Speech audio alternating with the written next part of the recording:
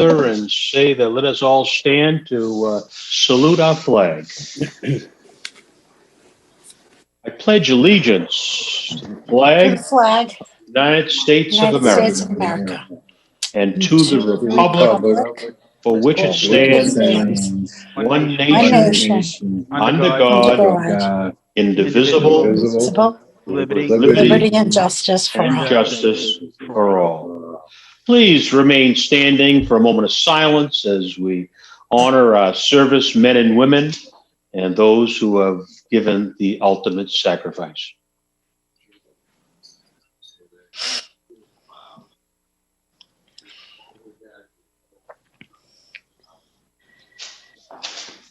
Thank you, councilors. Please be seated. Clerk will call the roll. Kamel. Here. Condon. Condon here. Crow. Here. Di Maria. Here. Linehan. Linehan. You mute. I see her. Linehan is here. Yeah, she is. Murphy. Murphy here. O'Malley. O'Malley here. Sika. Sika here. Spatafora. Spatafora here. Winslow. Winslow here. Anderson. Anderson here. All councils are here. All count, okay. So under the provisions of the open meeting law, please be informed that MATV will be recording this evening's meeting along with Mr. John Mayera. I pronounce his name right? John Mayera. There will be audio and video recording this meeting. First order of business. Paper 32-21, communication. Alex Pratt from the Malden Redevelopment Authority will speak before the council on the Eviction Prevention Program and the Rental Assistance Program, as well as give updates on upcoming microenterprise program that uses CDBG-CV to provide grants to eligible businesses. And I do have a letter from the mayor, if I could read it. Would you read that, please? Sure. Dear members of the City Council, the City and the Malden Redevelopment Authority have been working tirelessly to stabilize Malden residents and businesses affected by the coronavirus and the resulting economic downturn. In September, you received our COVID-19 Small Business and Rental Assistance Program report, which detailed 2 programs we launched shortly after the pandemic began. Since then, our team has continued to respond to changing circumstances and increased need within our community.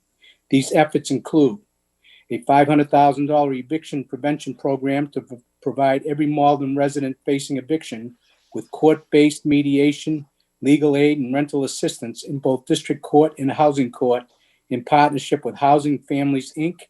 and Justice Start Corporation. This program was funded with Special Community Development Block Grant, CARES Act funds, CDBG-CV. A $500,000 rental assistance program in December 2020 and served more than 100 families with the goal of eliminating 2020 rent debt for participating tenants. Using Coronavirus Relief Fund municipal program dollars, the city, MRA, and Housing Families, Inc. secured tenant protection from participating landlords with greater concessions from larger landlords. Also, an executive order placing a moratorium on eviction execution in the city of Malden for most evictions, with exceptions for public health and safety reasons. And an eviction prevention informative information hub, www.cityofmalden.org/eviction. And lastly, an upcoming $200,000 micro-enterprise program that use CDBG-CV to provide grants to eligible business owners by low and moderate income people with 5 or fewer employees. At the next council meeting, the MRA will present on these programs and forthcoming efforts to stabilize our residents and businesses. These efforts would not have been possible without the continued collaboration and support of the City Council, and I am grateful for our continual partnership. Sincerely, Gary Christenson, Mayor of Malden. Thank you, Mr. Lucy. Any public comments? So, Alex, Are there any public comments? Alex Pratt's due to give the presentation. Oh, okay. Yep. Thank you, Council President. Good evening, everyone. Just give me one moment and I will share my screen.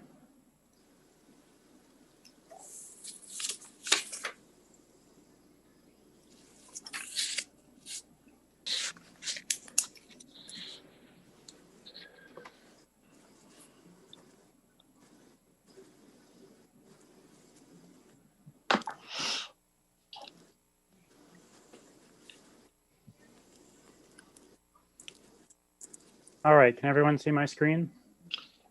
Oh, we do. Excellent. Thank you for having me back. It's been a little while. I last came to speak with you in April. Perhaps it was May, to talk about our COVID-19 programs.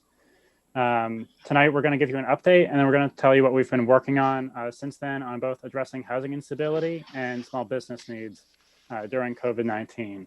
It's important to note that the MRA and the mayor's office have been working very closely together throughout the pandemic, and we've been meeting just about weekly on these issues. So just as a recap, from April to September, the mayor and the MRA proposed two COVID programs, one on rental assistance and one on microenterprises. And I'll talk more about what microenterprises are in a moment, but they're essentially small businesses owned by low-income people. The rental assistance program covered just 1 month's rent, which was at the time, we were about a month into the pandemic and we thought we wanted to get those funds out as quickly as possible. So that's what we did. And then the microenterprise program benefited folks who were left out of other federal programs, such as the PPP program from the Small Business Administration. Those programs launched in May.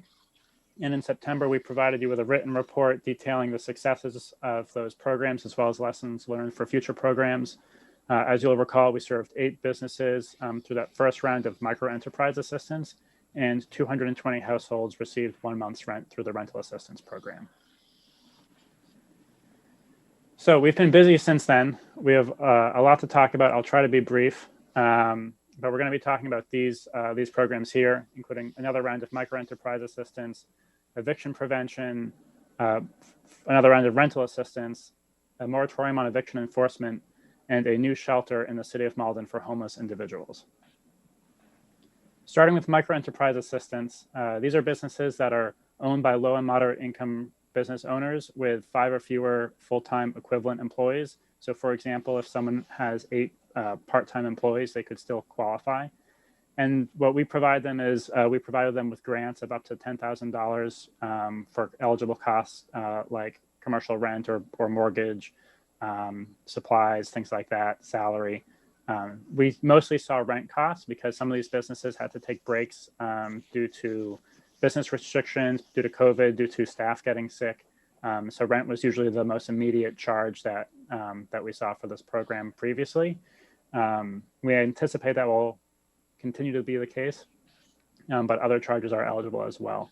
So right now we have $200,000 already allocated in what we call CDBG-CV funds. Those are community development block grant funds that were secured through the Federal CARES Act. And they are specifically for responding to or preparing for or responding to coronavirus. With this $200,000, we expect to serve about 15 to 20 businesses. And we hope to begin the end of February. And we are watching a similar program that the state government has launched and is administering currently. We want to make sure that we are working in tandem with our state partners without duplicating our efforts. So for example, we are considering looking at the businesses that the state is assisting and perhaps giving priority to those who did not receive assistance. The one thing I know that I've neglected to mention so far on the rental assistance recap is not only do these receive the CDBG funds through the CARES Act, but the rental assistance program also receives some funds through the Community Preservation Committee. One thing we're going to talk a lot about tonight is eviction. Obviously, our rental assistance program is designed in part to prevent eviction, but it's really designed to address that upstream. We are also looking to address eviction and stop eviction no matter where it is in the pipeline and where it is in the process. In October, the state legislature's eviction moratorium expired, and this was the strongest moratorium. It essentially prevented eviction cases from being filed. The courts were not taking eviction cases except in case of emergency, and it really gave tenants a lot of protection. We knew when this ended, even though that there was still, some partial federal moratoriums that cover some people under some circumstances, we knew that when this ended that we were going to have a problem, and that we needed to step up our work to make sure that when the courts opened, Malden residents who are facing eviction had some assistance from us in the court. This was especially important because the state's rental assistance program, which is called RAFT, it's run by the Department of Housing and Community Development, only served 82 Malden residents in the second half of 2020. Now, that's actually a big increase for them, considering their prior years. Due to COVID, they've had a lot of impact, and they're not just serving Malden. But I want to underscore that number there because it shows just how much the impact of our programs have. If only 82 Malden residents were served, and we hadn't stepped up, we'd, I think, be feeling a lot differently as a city right now in terms of our housing crisis. And then one challenge that always happens with tenants in court is that they tend to be underrepresented. Fewer than 10% have legal counsel. Evictions are a legal court proceeding. They are a trial. There should not be any eviction happening in Massachusetts that is not ordered by a judge. And that can either be after a bench trial or a jury trial, which tenants have a right to ask for. One other important thing to note is that although at the beginning of 2020 and before COVID, rent debt for tenants who were arriving at court usually was around $2,000, maybe $3,000. We've seen that number increase quite significantly to $8,000 to $10,000. And I'm going to guess that that number is probably a little higher now than it was even a month ago. The longer this crisis goes on, the more that back rent is collecting. So with all this in mind, the MRA, working closely with the mayor's office, took $500,000 in CDBG CARES Act funds and allocated them towards a new court-based eviction prevention program. The program covers both the housing court and the district court. Both of these courts can receive eviction cases. And so you don't know as a tenant whether your eviction case is going to be going to the housing court or the district court. It's up to the landlord where they choose to file. And so we decided that our program needed to serve tenants in both jurisdictions. To do so, we have partnered with Housing Families, Inc. and Justice Start. They're longtime partners of the MRA and of the City of Malden on housing stability. They both had existing court-based eviction prevention programs. Housing Families specialized in advocacy and legal aid, and Justice Start specialized in mediation between landlords and tenants. And both organizations had experience with rental assistance, including working with CDBG funds for rental assistance. So they were natural partners, and they were selected through a competitive procurement process. The power of this program is pretty significant. They are present for every eviction court proceeding. They are there at every hearing, every session that either housing court or district court is in has either someone from Housing Families or Justice Start or both. The two organizations work very closely together. And so in some cases, if we're fortunate enough to hear about an eviction before it is filed, let's say that Housing Families is working on the case, and then it turns out that that case goes to district court, which is more Justice Start's kind of turf. They will work together to solve. There's no, sometimes you'll see in the nonprofit world, especially competing for dollars like this, people are pretty territorial, and that can lead to cases being dropped or difficulty handing off cases or making referrals. And here in Malden, with Housing Families and Justice Start working really closely together, as well as closely with us, it's been a very big success. Certainly for organizations of this size, we're very happy with both of them. There are three ways that a tenant or a Malden resident could get involved in the eviction prevention program. The first is by calling Housing Families or Justice Start, either when they receive an eviction notice or when their landlord just says the word eviction or they're getting worried about an eviction. The sooner they get involved, the better. And so those folks will call, the best way is just to call Housing Families or Justice Start and work with them that way. And obviously, if you call one and you end up needing the other based on where you're sent, they're very collaborative. The second way to get involved is if there is a referral, either from the city of Malden or the MRA, I know we've been getting a lot of calls, we will make a lot of referrals to housing families and to Justice Start. And then the third way is if you don't know about our program and you get an eviction notice and you don't know who to call and you just show up in court, Housing Families and Justice Start will be there and they will be looking for you because you will be on the docket as having received an eviction filing in court, and they will be looking out for you to let you know that they're there to help. And that, I think, is the beauty of this program, is that every Malden resident who goes to court over an eviction has someone there waiting for them to help explain the process and help provide some rental assistance. We've also found that the Eviction Prevention Program helps landlords too, because what the landlords are really needing is, they want to pay their bills, they want to pay their mortgage, and they have, some of them are carrying some significant rental arrears from their tenants not paying due to COVID. So this program has been very effective at kind of making everyone whole by making sure that those landlords are getting some funds as well. We've been successful preventing some evictions. There's one email we received from a woman we assisted, actually working with Malden Neighbors Helping Neighbors, who made the referral. This woman was, I think, $13,000 in debt due to inability to pay rent, due to health issues, due to COVID. And she was going into a surgery and was expected to be in court. And so our program worked with the landlord and paid that back rent, and her eviction case was dismissed. And she sent us a note prior to going into her surgery, just saying how relieved she is that she's not going to have to wake up from her surgery thinking about getting evicted. So that's just one case of many Malden residents who are struggling with housing instability during this crisis, and we were very fortunate to be able to assist her.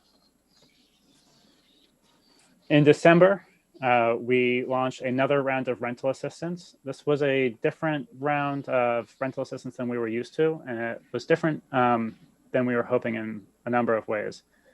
This funding was from the Treasury Department through a program, doesn't roll off the tongue, but it's the Coronavirus Relief Fund Municipal Program. And it's through the Treasury Department, and then it goes to the state government, and then the city can request funds through that program. And so working with the mayor's office and the controller's office, and then the MRA was involved as well, the city requested $500,000 from the state for rental assistance in October. The state told us we had the funds in early November, but told us not to do anything with them until late November, when they would give us more guidance. Part of that guidance included our fear, which was that the funds needed to be spent by December 30th. So we really had about a month to spend $500,000 on rental assistance, which is incredibly complicated and tricky. And for us to be able to spend it efficiently and also appropriately and accurately was something that required us to think creatively. So for us to do this, we kind of broke it down into two camps. We wanted to work with an organization like Housing Families, who has experience delivering rental assistance. They had never delivered an amount of rental assistance like this quickly in such a short time frame, really because of the historic level of the crisis and the amount of funds available, as well as the restrictions on the funds available, like this December 30th deadline. So we partnered with Housing Families. And then we also reached out to some of the biggest landlords in Malden and had a lot of lengthy negotiations trying to secure tenant benefits, tenant protections, and rent forgiveness. And so at the end of the day, we provided nearly $400,000 worth of assistance through Housing Families. And then the balance, about a little more than $100,000, was provided to two landlords, two of Malden's biggest landlords, who agreed as part of these negotiations to forgive an equal or greater amount of rent than what we would be providing, which was really quite powerful because it stretched our dollars. It doubled our dollars in these deals in effect, because if we spent $100,000 on assistance to these two landlords, those landlords were forgiving at least $100,000 on their end. And it really allowed us to help more Malden residents. And it was a creative way to really solve this crisis, where we knew these landlords were hurting and we knew that they needed the rental assistance. we knew that the state rental assistance program was overloaded, and we knew that we could use that to make sure that we were all kind of working together to keep tenants housed. As a part of this program as well, nearly all landlords agreed all landlords agreed not to file notices to quit, which is kind of your initial eviction notice, until at least April 1st for the tenants protected by these funds. So we really feel that we got a lot of benefit out of this program. We're one of the only cities that has, actually we're the only city to my knowledge that has done this work. In speaking with other communities that were trying to spend these funds, also on the same December 30th deadline, we were speaking collaboratively and hearing what others were doing, and no one was trying to get anything from their landlords to this extent. So we felt, that those were lengthy conversations, but they were worthwhile to stretch every dollar and also to secure those protections. I would just want to emphasize that this program in particular required a lot of collaboration, not just between the city and the controller's office, who ultimately handled the funds, but the MRA as an advisory role, helping figure out how to shape and design the program and working with the landlords. The city controller's office, the city solicitor's office was very helpful with drafting agreements with these landlords. And then housing families, of course, without of whom this program would not have happened. At least these, the funds would not have been spent on time. And then, as much as the attitude sometimes from the federal government, it's very much hurry up and wait. So we had a month to spend $500,000, and then 3 days before the deadline, the White House signed an extension of 1 year at the last minute. So that was kind of, we theoretically could not have spent any of the money and wished it all away and still have had it in January, but we did not want to take that chance. We were running the risk of, just because of these state guidelines, of having to return the funds. And so we said, we got to spend the money. And then at the last minute, when the White House bought us a little bit more time, we took it. But as of today, all those funds are spent. Checks have gone out, and those residents will be receiving assistance. The amount of assistance that they have secured is really quite incredible. I was talking earlier about how the rent debt has increased over the course of the pandemic, as you might expect. We were able to clear 2020 rent debt for 133 households. So those households had rent debt ranging from probably about as low as about $1,000 to significantly high, like $15,000, $16,000 on the higher end. And we were able to eliminate 2020 rent debt for those households, which we felt, very, very proud of. A lot of us, I think, personally, wish we could wipe 2020 off our books. There's no doing that. But I think in terms of what we were able to do for these tenants and allowing them to look, start fresh in 2021 is really important. And I think it also provides them with some breathing room for those tenant protections to ensure that they'll be able to continue living there, hopefully through the end of the pandemic and then into the future. Now, one challenge with this timeline was, if you might remember, in our first rental assistance program, we spent a lot of time and effort translating our materials, making sure interpreters were available, and doing targeted outreach to low-income renters in Malden. We did not have as much time to do that here, and so translation was unfortunately not part of our program. I think ultimately we had about 7 to 10 days where tenants were able to actually apply for rent and submit their documentation, which is already a very short and uncomfortably short window of time.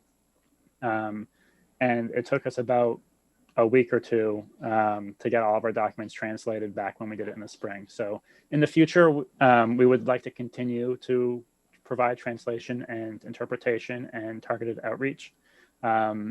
We know that that's a best practice, and we're committed to that practice, and we were proud to do that in the spring. And we're hoping to do that again next time, provided that the federal government doesn't tell us to spend a lot of money in just a couple of weeks, which really constrained us. That said, we felt pretty good about this this breakdown. This is representative of Malden as a whole, about 50% white, 50% people of color, and then about a quarter Hispanic. That's fairly representative of Malden as a whole, but it's not representative fully of renters and low-income renters, which of course is our target population. So we're a little bit off there, but Still, we felt that it was progress, and we know what we need to do differently to improve there. This one really set Malden apart. It's the Eviction Enforcement Moratorium. Malden became just one of 4 cities in Massachusetts in December that has a local moratorium on eviction enforcement. This is part of the mayor's emergency powers in a state of emergency as we have now. And in December, the mayor issued an executive order establishing a moratorium on eviction enforcement. To explain what that means that a landlord can still go to court and still file an eviction against a tenant. The court can still hear the eviction case, whether it's a jury trial or a bench trial. And then when the judge comes down with an eviction order or an eviction judgment, it cannot be enforced by a local constable until after the mayor's moratorium has been lifted. And the intent of the moratorium is that it will be in effect for the duration of the public health emergency.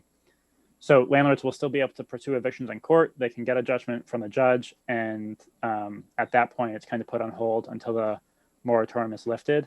One thing that I think we're going to be keeping an eye on is if we have a large number of those that are kind of waiting in the wings, we're going to try to work with those folks so that when the moratorium does come up, we're not seeing a bunch of people evicted. It kind of really sour obviously the end of the pandemic as we know it, if we're seeing a lot of our community members evicted on that same day. So what we're looking for is to try to keep those people stabilized. Fortunately, we have seen that the combination of the eviction enforcement moratorium with the court-based eviction program with Housing Families and Just Start means that the landlords see that, they'll file in court, they'll see that the eviction is not going to be able to be executed during the public health emergency. They'll see that we're providing rental assistance, and then they'll make a deal with us through Housing Families or Just Start to continue the tenancy, to accept some rental assistance, and to keep that family housed. Oh, and there's an exception for public health and safety as necessary. The enforcement moratorium on eviction has been very successful. The challenge, I think, for us continues to be illegal evictions, which are any eviction that happens when a landlord, does a quote unquote self-eviction or self-help eviction. Those are illegal. They're not permissible under state law. No one can be evicted without a judge. And this is something that you hear me saying it a lot because we try to tell it to tenants a lot and to landlords a lot who might not know. So if you're out speaking to people in your wards or or speaking to your residents, if they ask about eviction, I'd ask that the first thing you say is, only a judge can evict you. And I think the second thing you could say is, we have resources to help you. And this URL here, cityofmalden.org/eviction, has a lot of those resources and all this information and more, as well as numbers to call and where to get rental assistance. And there's information for both tenants and for landlords. We want to make sure that there are no illegal evictions happening in Malden. Sometimes, actually just late last week, we heard about a case, and working with Housing Families, we were able to inform the landlord that no, she could not say that the tenant had to leave by Monday. That would be illegal, but that there were rental assistance funds available. And so now Housing Families is working with that tenant and that landlord to make sure that that household is stabilized and that the landlord can get some rental assistance. This is the big one that we're very, I know we're excited about all of them really, but this is some big news for us, is that there will finally be a shelter in the city of Malden for homeless individuals. Housing Families will be opening a shelter later this month at the OYO Motel on Broadway. And it'll be 22 rooms, again, for individuals. No children will be present, no families. The site's not really suitable for that from a safety or health perspective. But we feel really good about 22 rooms for individuals. It'll be COVID safe, or as safe as one can be in shelter during COVID. And as a 24/7 on-site staff presence, which was really important to us. This was a really tightly knit, coordinated effort that began last fall. Metro North Housing Corporation reached out to us, to the MRA, and to the city, and to some community groups, some other local nonprofits, to make us aware about some funding opportunities for shelter. And then we, working with the city and state partners, were able to identify funds through DHCD, through a nonprofit called the Mass Housing and Shelter Alliance, And then we're actually able to partner. So Housing Families will be taking the lead on the shelter, but organizations like Bread of Life will be providing the food. Elliott Community Human Services will be providing mental health and services and mental health professionals. And then we're working with the Board of Health to provide addiction services as well. So we feel very strongly that, especially now, people need a place to stay that is safe. People need a place to stay where they have resources available to help them. And we're especially excited to have some funds here that will assist people in becoming permanently housed. So case managers will be working with residents to clear any outstanding rent debt from a previous landlord, if that's preventing them from finding a new tenant, from creating a new tenancy. Funds can be used for security deposits or down payment, security deposits, first, last, payments like that, that'll help folks get permanently housed. So that's the shelter. We really are very grateful to the different organizations that were able to step up and do this. It was not a sure thing. It's been a need in the community for a long time. And then working with our state legislative delegation, we were able to secure funding from DHCD through December 2021. And we are looking to extend that into the future as well. And we've been having ongoing conversations with Senator Lewis and Representatives Altrino Donato and Lipper-Garabedian.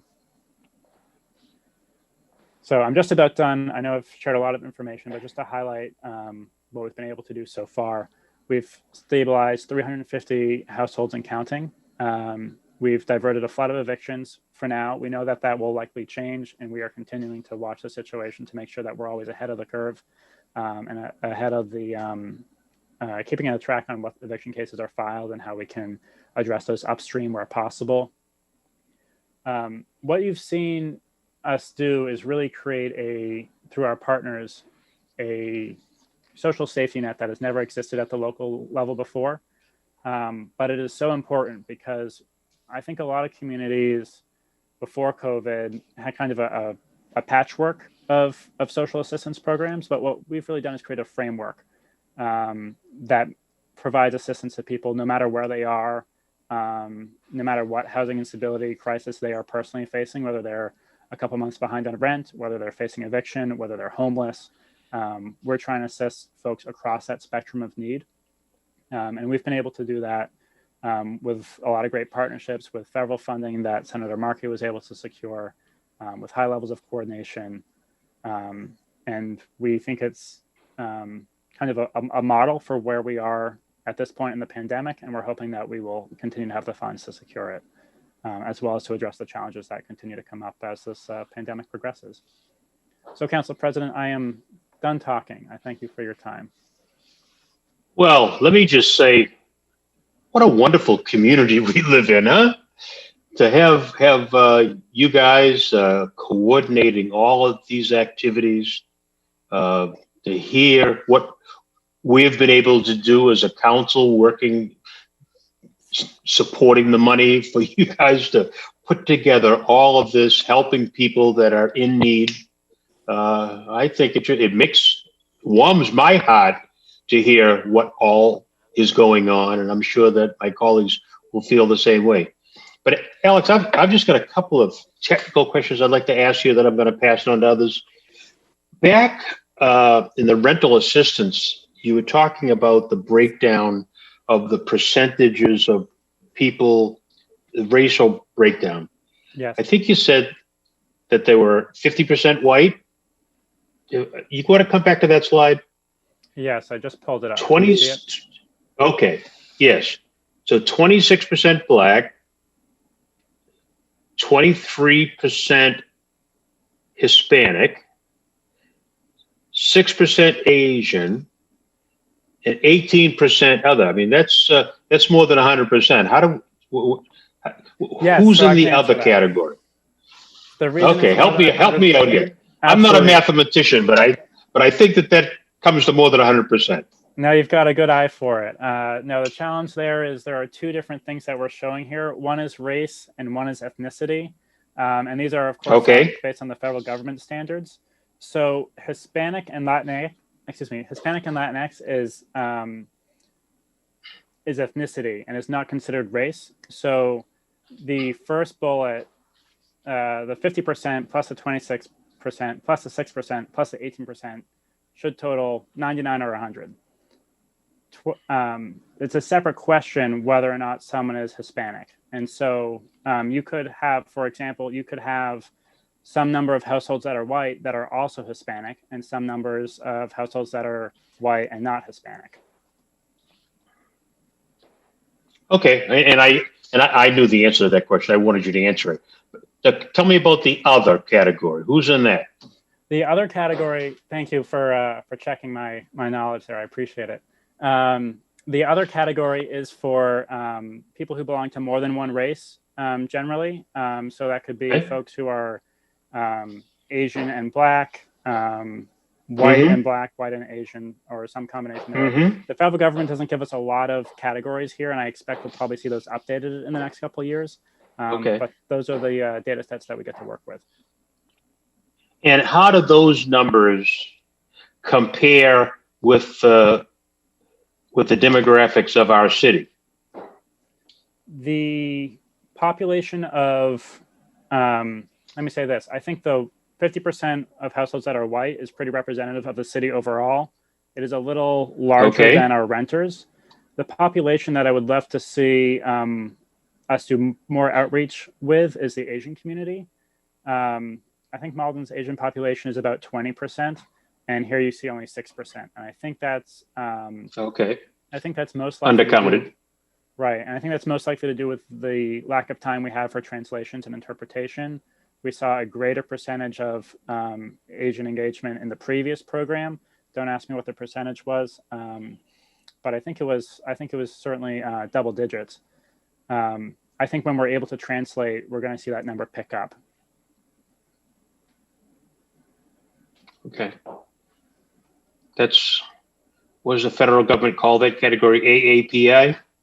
That's what the federal government should call that category. Sometimes different agencies are calling Asian American Pacific Islander? That's right. And I think that change will be rolling out over the next couple of years. Okay. Well, again, I think it makes me feel very good that we're doing all these things and of helping people who need help. And we live in a city that is willing to do that kind of thing. So here, congratulations.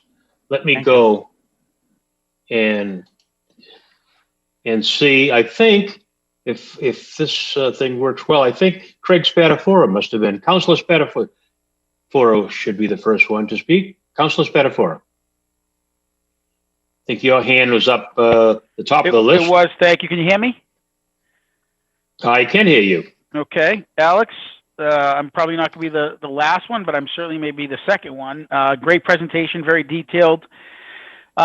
Certainly seems we've tried to cover all bases in this unusual time, but you can never cover all bases. I have a couple things here in the general, and I don't want to take up all the time, but first off, I'm glad to see that the program with first last month and security deposit is working out, because I remember the mayor giving an update on that, and I think that's always been a challenge, even in quote unquote normal times, that we have people who can, I don't want to say afford the rent, but they can make the rent, but they can never get the ability to get enough collateral to do the first, second, and last month's rent. So it's nice to see that. I know you mentioned a lot of things in terms of RAFT and what the governor did in terms of the state. And I think right now, I think what everybody's doing now is certainly a Band-Aid, and we need to look for a longer term approach. And hopefully the next CARES Act does that. And I'm sure that there are hundreds, if not thousands, of people that are probably within the borders of Malden, given our population, that still continue to need this. First off, when one receives this benefit, right? I'm talking about the past tense, when they receive this, does this affect any of the other benefits they may be receiving? The short answer is yes. The longer answer is it'll depend on which uses. Our biggest, the biggest thing that we look for is if we're going to pay your rent for January, you can get someone else to pay your rent for February, but we can be the only ones paying your rent for January. That's our biggest concern. The other thing that's good to... Go ahead. I'm sorry. No, I was going to say, and then go ahead. You can finish it. Then I have a follow-up question. The other thing that's important to know is these funds do not invoke the public benefit charge, which is something that a lot of folks in our community who are looking either have a green card or are going to be applying for a green card or permanent status are often worried about with these types of programs. And so fortunately, CDBG is not covered and does not apply there. So those residents don't need to worry about applying for these programs. And then Alex, on that point, let's say we get some more funding, next year from the federal government. Can these same people who might have received 1 month or 2 months payment reapply again next year, or is there a certain time frame where they have to wait, or they can't do it at all? With the CDBG funds, and every program and funding source is different. Yep. But with CDBG, it used to be 3 months, and then because of COVID, it got extended to 6 months. So we could pay up to 6 months of rent for someone, but we can't pay beyond that. Okay. And then I think my other question is, I'm sure there's going to be lots of questions. So I've been reading, in my day job, there's a concern that a lot of the focus has been on renters, and certainly understanding why. But there is a concern right now in the financial circles that there isn't enough focus and emphasis being given to what they quote the small mom and pop renters. And that's something depends on the community and the state. Some say less than 5, some say less than 10. That may live in even some of these apartment units or share the dwelling with the renters. And if they lose that property because their tenant can't pay the rent, and then that affects a downward spiral. They might not be able to pay the taxes or the utilities, and they're not able to get that assistance. Now they could obviously borrow more money, but that creates another challenge for the homeowner. But my point is, from your perspective, what's being said in the community is if these mom and pop buyers or homeowners go away, right? There are institutional large landowners sitting on the sidelines, and we have a couple in Malden, right? And I'm not against capitalism, but they're sitting on the sidelines. They have access to public markets. They have access to large capital. They can come in and buy these either 2 families, 3 families, 5 families, and it's not going to be low. It's not going to be low income houses, or it's going to be certainly raising the rent. And then you have a bigger issue with you have commercialization basically of neighborhoods. So is there programs that we can target or at least think about for the homeowner, and that maybe not either can't get the rent from their tenant because they're not working, or they're not working, right? I mean, that's the worst case scenario. The rent is not working, and the tenant and the owner of the property is not working. Is there a way we can focus some of that resource to them? Yeah, that's a great question. And we've done this in a couple different ways so far already, but it's definitely something we should continue to think about and discuss. One thing to know is that when we provide rental assistance, that check gets cut straight to the landlord. Yep. So that is kind of helping both parties. Yep. We do definitely focus, I think, more on the renter side than the homeowner side in terms of direct assistance. And the reason for that is that the renters are able to be evicted at a much faster pace versus a foreclosure. Yep. And that renters are far more likely to be lower income than homeowners in Malden. That said, we have been trying to shape our programs to benefit those mom and pop landlords that you were talking about, those small and those mid-sized landlords.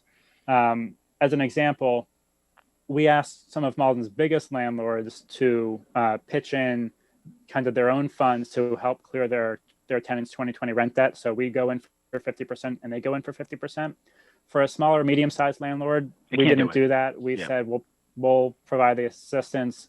You give us a couple months of protections for your tenant, promise not to evict. And, we're going to keep working to make sure that this works. And we actually have a lot of good conversations with landlords who said, oh, thank you for calling me back. Thank you for being able to get some assistance, because I know a lot of them have been, a lot of them don't want to, especially the smallest landlords. They know their tenants very well. They're related in some cases. Or they're related. I know a couple people they're related. They're both out of work, and that's what. Again, yeah. I think my focus is not the large ones. I understand why you got to go to renters first, but I think for me, and I'm definitely gonna turn it over, is just the mom and pop focus on that, right? And then, a little bit of balance, right, on both ends. And I think it's great we're doing it. And because we don't want to see that housing stock sold either, right, to a large landlord that comes in and raises the rent, and then we got another issue 2 years down the road. That's exactly right. And I would say that those folks, that landlord and tenant, they should both call Housing Families. And Okay. Housing Families is happy to work with the landlord side. If, it's not always the tenant calling, sometimes it's the landlord calling saying, I'm at my wit's end, I need some help, I don't want to evict my tenant, can you help me? And if, we'll call it rental assistance because that's what it is, but it still will benefit that landlord as well. And then if there's a case where there's just straight mortgage assistance and Housing Families doesn't have funds for that, the state does have a program for that as well through DHCD. Perfect. I appreciate it. Thank you so much. I know I took a lot of time, but thank you, Mr. President. That's okay, Counselor. Yep. Counselor Winslow. No, Alex, thanks so much. Great presentation. Very impressed to see how many families we're helping, and also seeing that so many of the families are the neediest families, and that with the larger landlords, we are doing that very creative thing of making sure they are contributing in a big way. So I really appreciate the creativity and all the hard work that's going here. Just a question. I know the Community Preservation Committee has opened their round for funding. Is there any thought or application that might come forth there, or would that be again on an emergency basis if federal or state programs don't come through? Is there any thought on that level? We definitely know that there's going to be a continuing need for rental assistance for a while. And we're looking at all the different funding sources that could help us there. We're not yet at the stage of applying for a CPA, for CPA funds, or tapping another fund. We're still thinking about what source might be best. I know, for example, some CPA funds can also be used for other housing needs that go beyond rental assistance. So we kind of want to take a holistic approach and don't want to commit to anything just yet. Okay, thank you. But great work, and keep at it, and let us know how else we can help in that. Thank you. Thank you, Counselor. Counselor O'Malley. Thank you very much, Chair. Alex, I really appreciate you providing this presentation. I know that we all kind of inherited a really unfortunate situation in Malden where, even though we've built thousands of new units, they've entirely been luxury units, which has not been able to, really provide the stability that our community needs. Even though we've seen the development in Malden Center and Rose Quarry, none of them have been affordable by any means. And when we talk about affordable, we're talking about middle class, affordable to the middle class, affordable to lower class people, and making sure that, we're able to keep Maldonians in Malden, especially during a hard time like this. I don't have any specific questions, but something that a challenge I would give to my fellow city councilors as well as the community is I believe we should renew our focus on really looking at what development is in Malden. I think we really need to take a look at making sure that our residents have the housing they need to survive and stay here, and not something where people are going to be evicted very easily. So focusing on affordable home ownership is crucial to that. I do know the state law regarding zoning has changed, so it might be a time we take a look at that and renew our focus on this. Transit-oriented development, there's a lot of grants available. It would be great to make sure that the next time something like this happens, we look back and say we saw it, and we made sure we did something before it's too late. Thank you. Thank you, Counselor. Counselor Lenahan. Thank you, Mr. President. Can you hear me okay now that I left and came back in? Okay. Yes, we can. Thank you. I'm so sorry for that before. Alex, that was a great presentation, really in depth. Definitely makes me feel good about all the debate that we all had together back in the spring or whenever that was, trying to get that initial round of funding. I don't think anybody could have imagined how long this would have gone on and how much we'd end up having to put into this. So kudos to you for, pivoting your role and taking this on. A little bit of what I'm wondering is sort of what's the long-term need in the city, more on the staffing side. We've talked a little bit about what's happening at the federal level and what the potential is financially at the state level.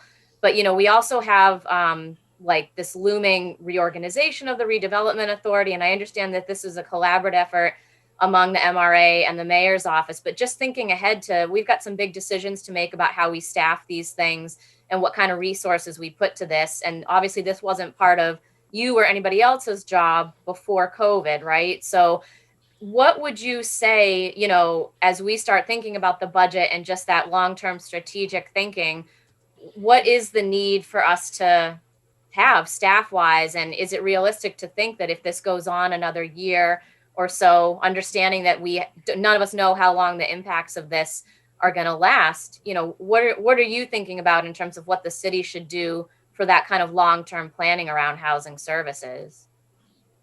Thank you for the question, Councillor. I'll defer about the MRA reorganization. I'll defer that to my boss, Executive Director Deb Burke.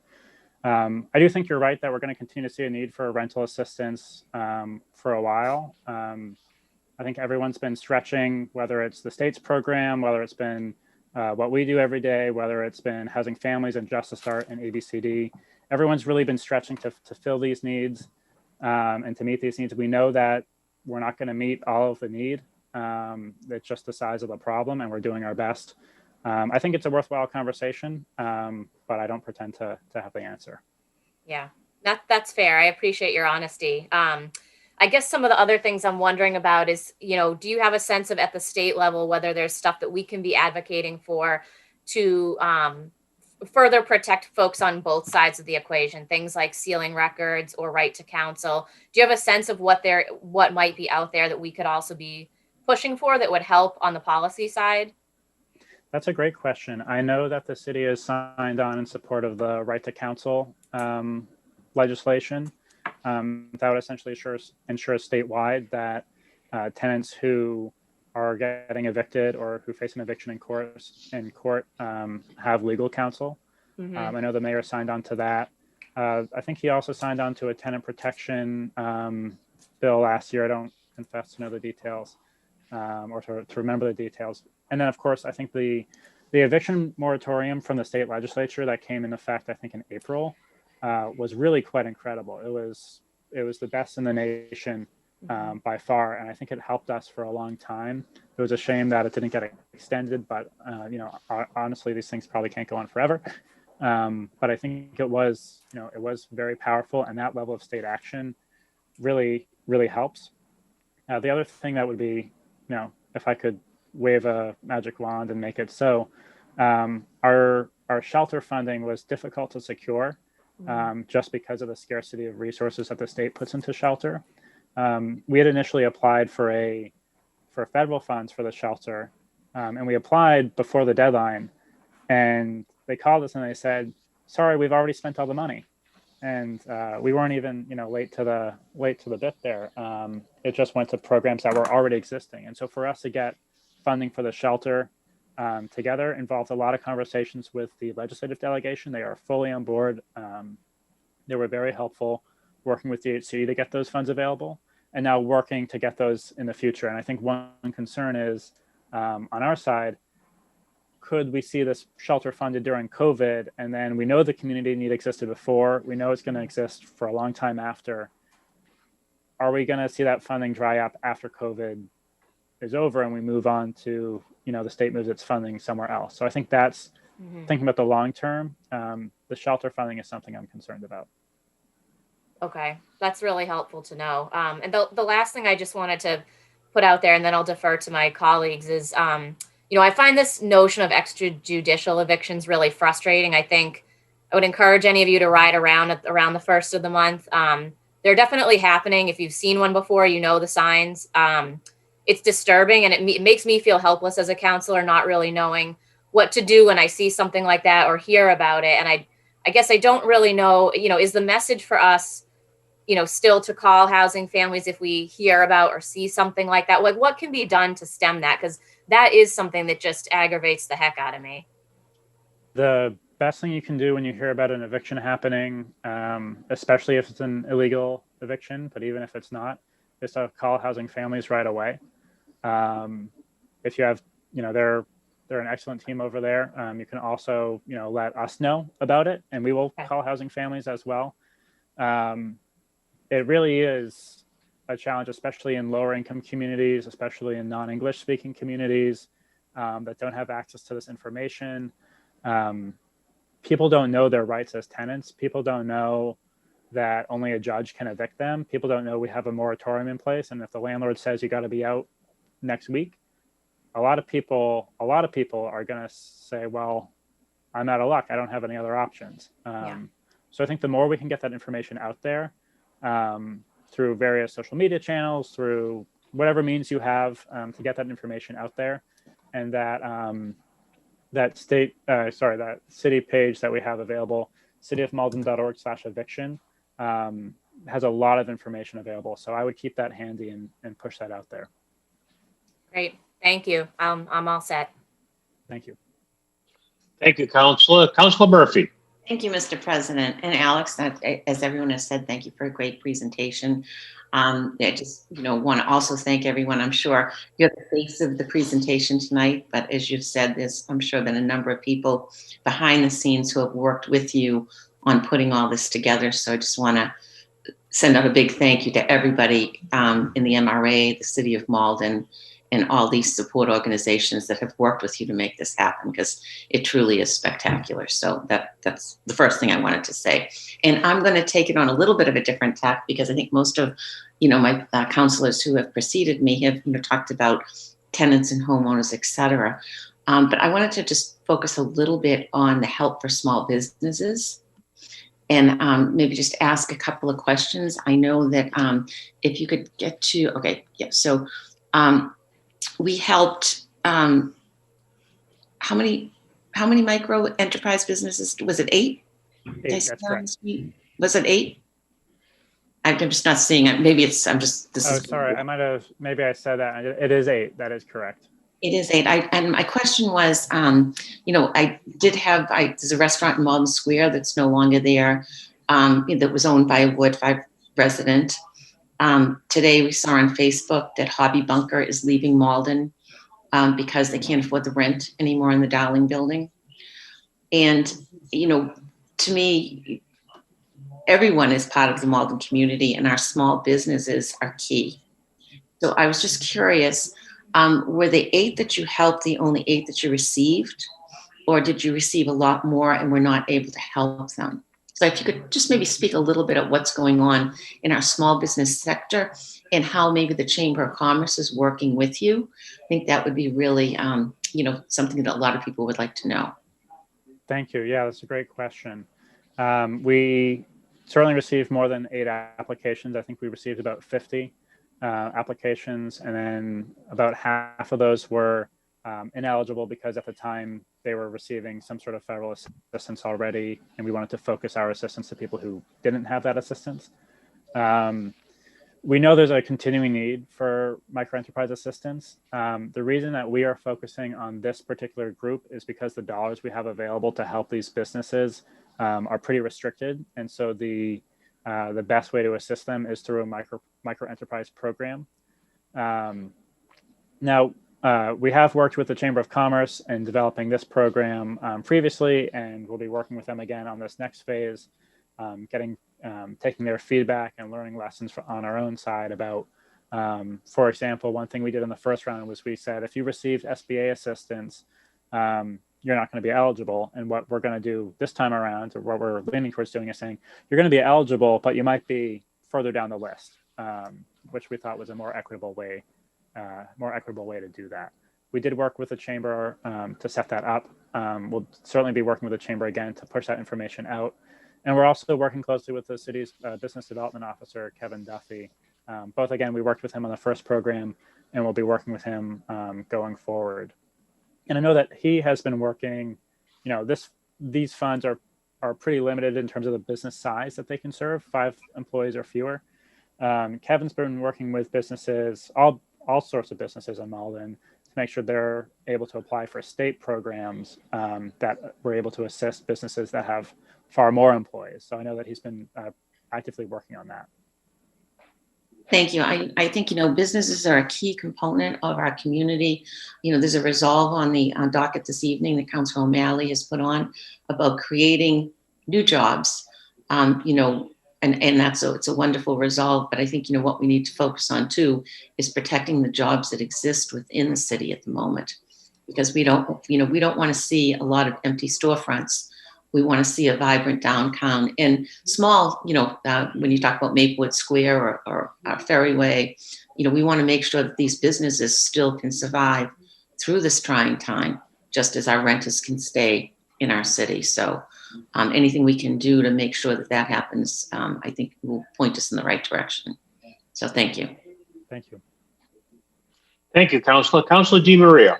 Thank you, Mr. President. And first, I've just got a couple of comments. First off, Alex, what a fantastic presentation. If you could forward that to us, PDF, that would be great, because I don't think we received it before the meeting. And there's just so much information in that we as counselors do need to know, so we can share all that great work. So that would be very much appreciated. Second of all, I do support Councilor Linehan's suggestion of where we go from here, and your requesting Debbie Burke to maybe the executive director, Debbie Burke, to follow up with, the future of this Malden redevelopment and city of Malden. So just as a suggestion, maybe within a month or 2 months, we bring in the executive director to maybe, answer some of our questions. So just wanted to go on record with that. The other thing that I did want to say is I don't even think many of us could spend $500,000 in 30 days. So you really did a great job identifying, the holes and where it goes and how many people we could help and small businesses that we could help. So that was an immense amount of work. And honestly, thank you to everyone involved. OYO is the name of the shelter. Is that acronym stand for something that maybe we should know, or is it just OYO? Debbie Burke and I were speaking about this earlier today. I say OYO. Some other folks call it OYO. I don't know which it is. It's at, I believe it's 551 Broadway. It used to be the Broadway Inn, and they renamed last year. So they just gave it that name, and we don't know what that actually. It's we're a just national gonna go with it. firm, or it's a company that has motels in other communities as well. It's a brand. It's not a Hilton. Okay. But it's OYO or OYO. OYO. Okay. And I'm just jotting down things that the good that we do in the city that really lifts our community, and this OYO is the most recent, but to add to the list, the teen center, the recovery center, the warming center, the Malden neighbors helping neighbors, it's just like we really can not recognize the good work that we do. And thanks to people like you, Mr. Pratt, and the Malden Redevelopment and our administration, very proud to live in this community. So thank you again. Absolutely. Thank you, Councilor. Thank you. Thank you, Councilor. Councilor Crowe. Thank you, Mr. President. The beauty and the downfall about being at the end of the list here, most of your questions are asked and answered. And so I did, I actually wanted to about the shelter. So usually when people think of a shelter, they think about beds in a shelter and whoever shows up and if there's beds available. So obviously, since there's sort of rooms and they'll have other services, which I think is a huge component to really getting people out from a shelter and onto their feet. So is there that they stay for a week or not sure how that is all structured? Sure. Thank you. That's a great question. So the shelter intake is not the same kind of first come, first serve. Housing Families is running an intake process. If anyone knows, or if someone is in need of that shelter space, or someone knows someone who is, you can call Housing Families and they will do an intake process. Because there's such a high demand in our region, what we are really looking for is for folks who, it's individuals, everyone gets their own room in the motel. So there's not a lot of shared space, thankfully, because of COVID. And Housing Families is making upgrades to the motel prior to the launch to make sure everything is in proper working condition. One thing that we're looking for really is for folks who are at a place where they're going to be successful in securing permanent housing. And so we have case managers and mental health workers and addiction counselors who will be available to assist them in getting there. And we have funds available. But some people, unfortunately, whether it's due to trauma or mental health or they're just not ready yet, might not be ready to transition to permanent housing. That's not to say that they don't deserve shelter space. They do deserve shelter space.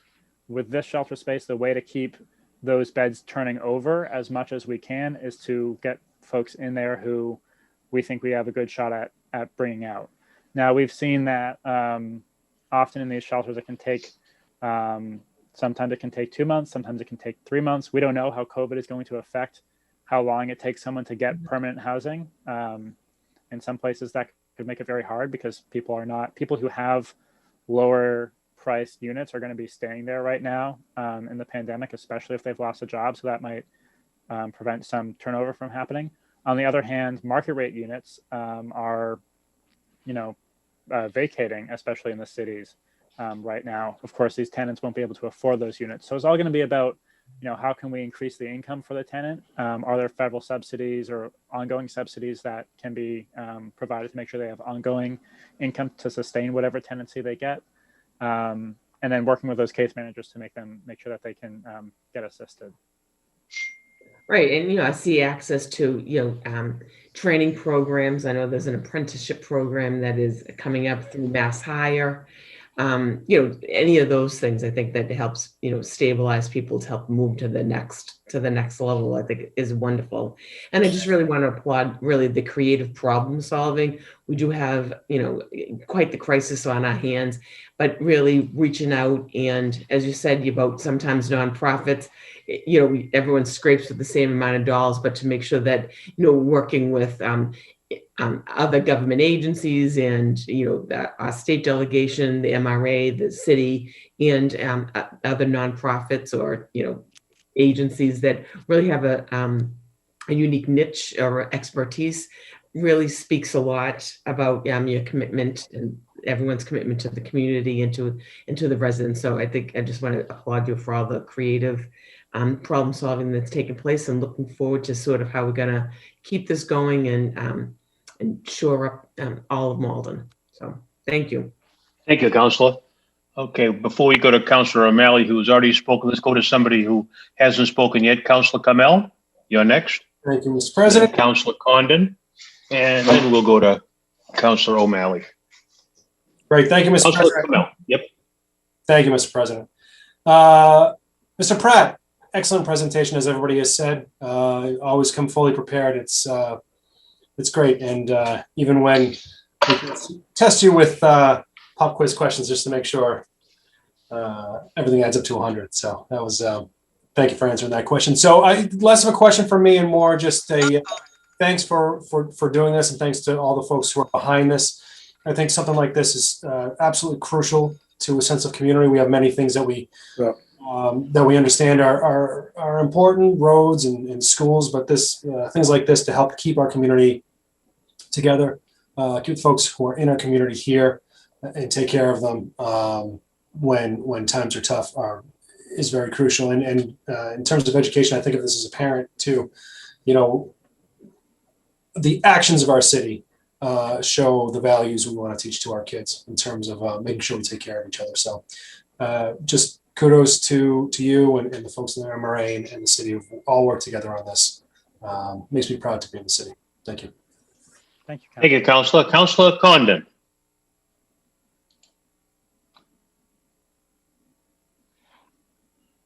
You're still muted, Paul.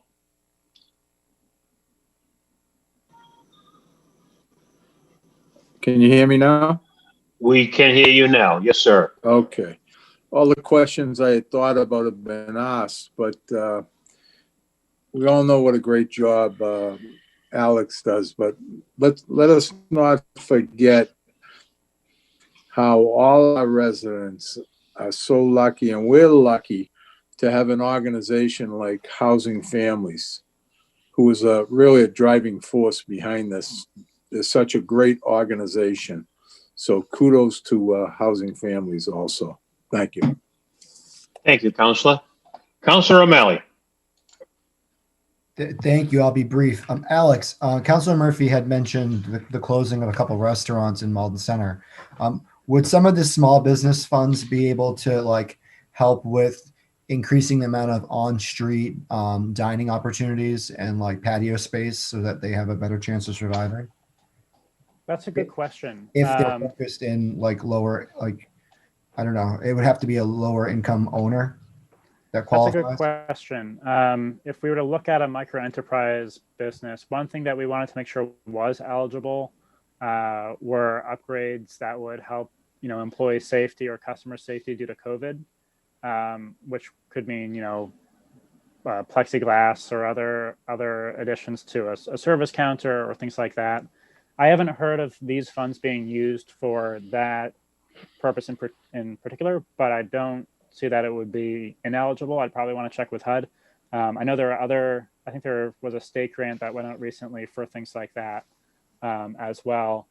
But I think it's an innovative idea, especially, hopefully, I don't think you'd want that tonight, but hopefully in the coming months, when we open up for spring and businesses get back, that's an innovative way to do it. So I'd say we're open to it. Awesome. Yeah, something for us to think about. There's the shared streets grant, which we got last year to get some on street dining opportunities. Expanding that to make sure that we don't lose any more restaurants, I think, is going to be crucial come spring. The businesses that survive to the winter are really going to need our help in the spring. Thank you. Thank you, Councilor. Alex, great job, as you've heard from all of us. Great job, the Redevelopment Authority, Housing Families, all the organizations, neighbors helping neighbors. We're all proud of what we do collectively. And I think we've given this a good airing, and we'll say good night to you and move on to the next order of business. Thank you very much. Thank you. Next order of business. Public comment?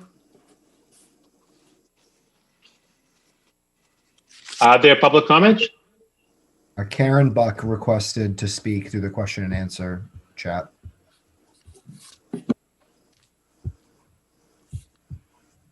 Would you say that again, Councilor O'Malley? My apologies. Karen Buck is in the attendees list. She put in the question and answer session. I would like to comment on the Malden River zoning agenda items. Thank you.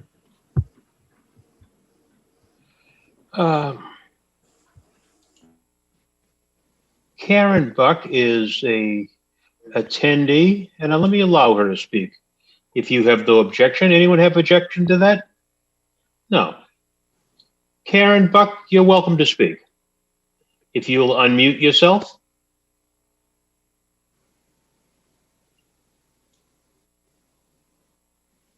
Hello, Karen. Can you hear me now? We can hear you now. Thank you. So actually, I was waiting for the Malden River to come up on the agenda before speaking. But first of all, I do want to say that I'm speechless about what MRA has been doing for our community. And, spending time at the warming center really makes it real, our needs. Mm-hmm. So I'll speak in advance of the agenda item. And I thank you to our council president, Anderson, and members of the city council for putting forth resolve towards the betterment of the Malden River in its entirety, including welcoming public access through rezoning our waterfront. We look forward, that being the Friends of the Malden River, we look forward to effective legislative collaboration and transparency during this rezoning process and through all the zoning decisions. Malden must align public interest and environmental protections with the economics of development of mixed use along the river. The Zoning Ordinances and Site Plan Review Committee must help to improve and protect the Malden River's ecosystem. The residents, property owners, and future development will benefit from a healthy, public-oriented Malden River. The Friends of the Malden River request that an impartial and expert environmental advocate is part of the Site Plan Review Committee. We request that there is sufficient and apparent public notice to secure public comment during all participatory processes. The Friends of the Malden River will assist the Site Review Plan Committee with community outreach and whatever we may do to assist. So I'm a little bit ahead of the agenda, but I appreciate all your work and attention. Thank you. You're welcome. Karen, we normally only allow people to speak once they've submitted their request to speak ahead of time, but given your advocacy for so many things, we've allowed you to speak. In the future, we just ask you to do that. When you want to speak to the council, if you could communicate with the city clerk ahead of time, we'd appreciate that. Oh, will do. Thank you. You are certainly welcome. Let's go back to the city council and go on to the next order of business. And normally we would get her address, but Karen being a neighbor of mine, I know her address. So why don't you, for the record then, what she's 323 Forest Street, I believe. 323 there we Forest go. Street. Yeah. Yeah. All right. Anyone else public comment? Okay, let's move on to the next order of business. We have the approval of minutes, 34-21 minutes of the meeting of January 19, 2021, and 33-21 minutes of the meeting of January 6, 2021. Do we have a motion to accept those minutes? Lasika, motion to approve. Second. I had one looks like- amendment. Do we have an amendment, do I hear? Yeah, I had one amendment on the 119-21 minutes. Number 4, which was guest citizen achievement and announcements. It says Guillermo Hamlin from MATV will appear before the city council. It wasn't Guillermo, it was just MATV. So I just moved to strike Guillermo Hamlin from, and then just leave it as such. And then later on, it does explain who spoke. Mr. Lucy, you got all that? I do. Yep, Okay. I do. So do we have a motion and a second? Motion to approve is amended. We have the motion to approve with those amendments. A second, the clerk will call the roll. Kamel, Yes. Condon, Yes. Crow, Yes. Di Maria, yes. Linehan, Linehan, yes. Murphy, Murphy, yes. O'Malley, O'Malley, yes. Sika, Sika, yes. Spatafora, Spatafora, yes. Winslow, Winslow, yes. Anderson. Anderson, yes. Those minutes have been approved. Next order of business? We have several licenses. Would you like me to read them all together? Yes. If the chairman would like to read them all together, that'll be fine. Go right ahead. Paper 35-21, Class 2, Richards Motor Cars, Inc., 672 Broadway, Malden, 80 cars. It's a renewal. Paper 36-21, Extended Hours, Speedway, number 2504, 214 Broadway, Malden, hours 24/7. It's a renewal. Livery, David Ulyss, 230 Bryant Street, number 3, Malden, 1 car livery. It's a renewal. Livery, Ideal Park Limousine Services, Inc., 61 High Rock Road, Malden, 1 livery. It's a renewal. And livery, Roman Kerm, 150 Sylvan Street, Malden, 3 liveries renewal. These are all renewals. I would ask that they be sent to the license committee. That means I can kind of leave, I think. On Councilor Condon's motion to refer these licenses to the license committee, do we have a second to that motion? Councilor Sika. Councilor Sika seconds that motion. The clerk will call the roll. Kamel, Yes. Condon, Condon, yes. Grow, Yes. Di Maria.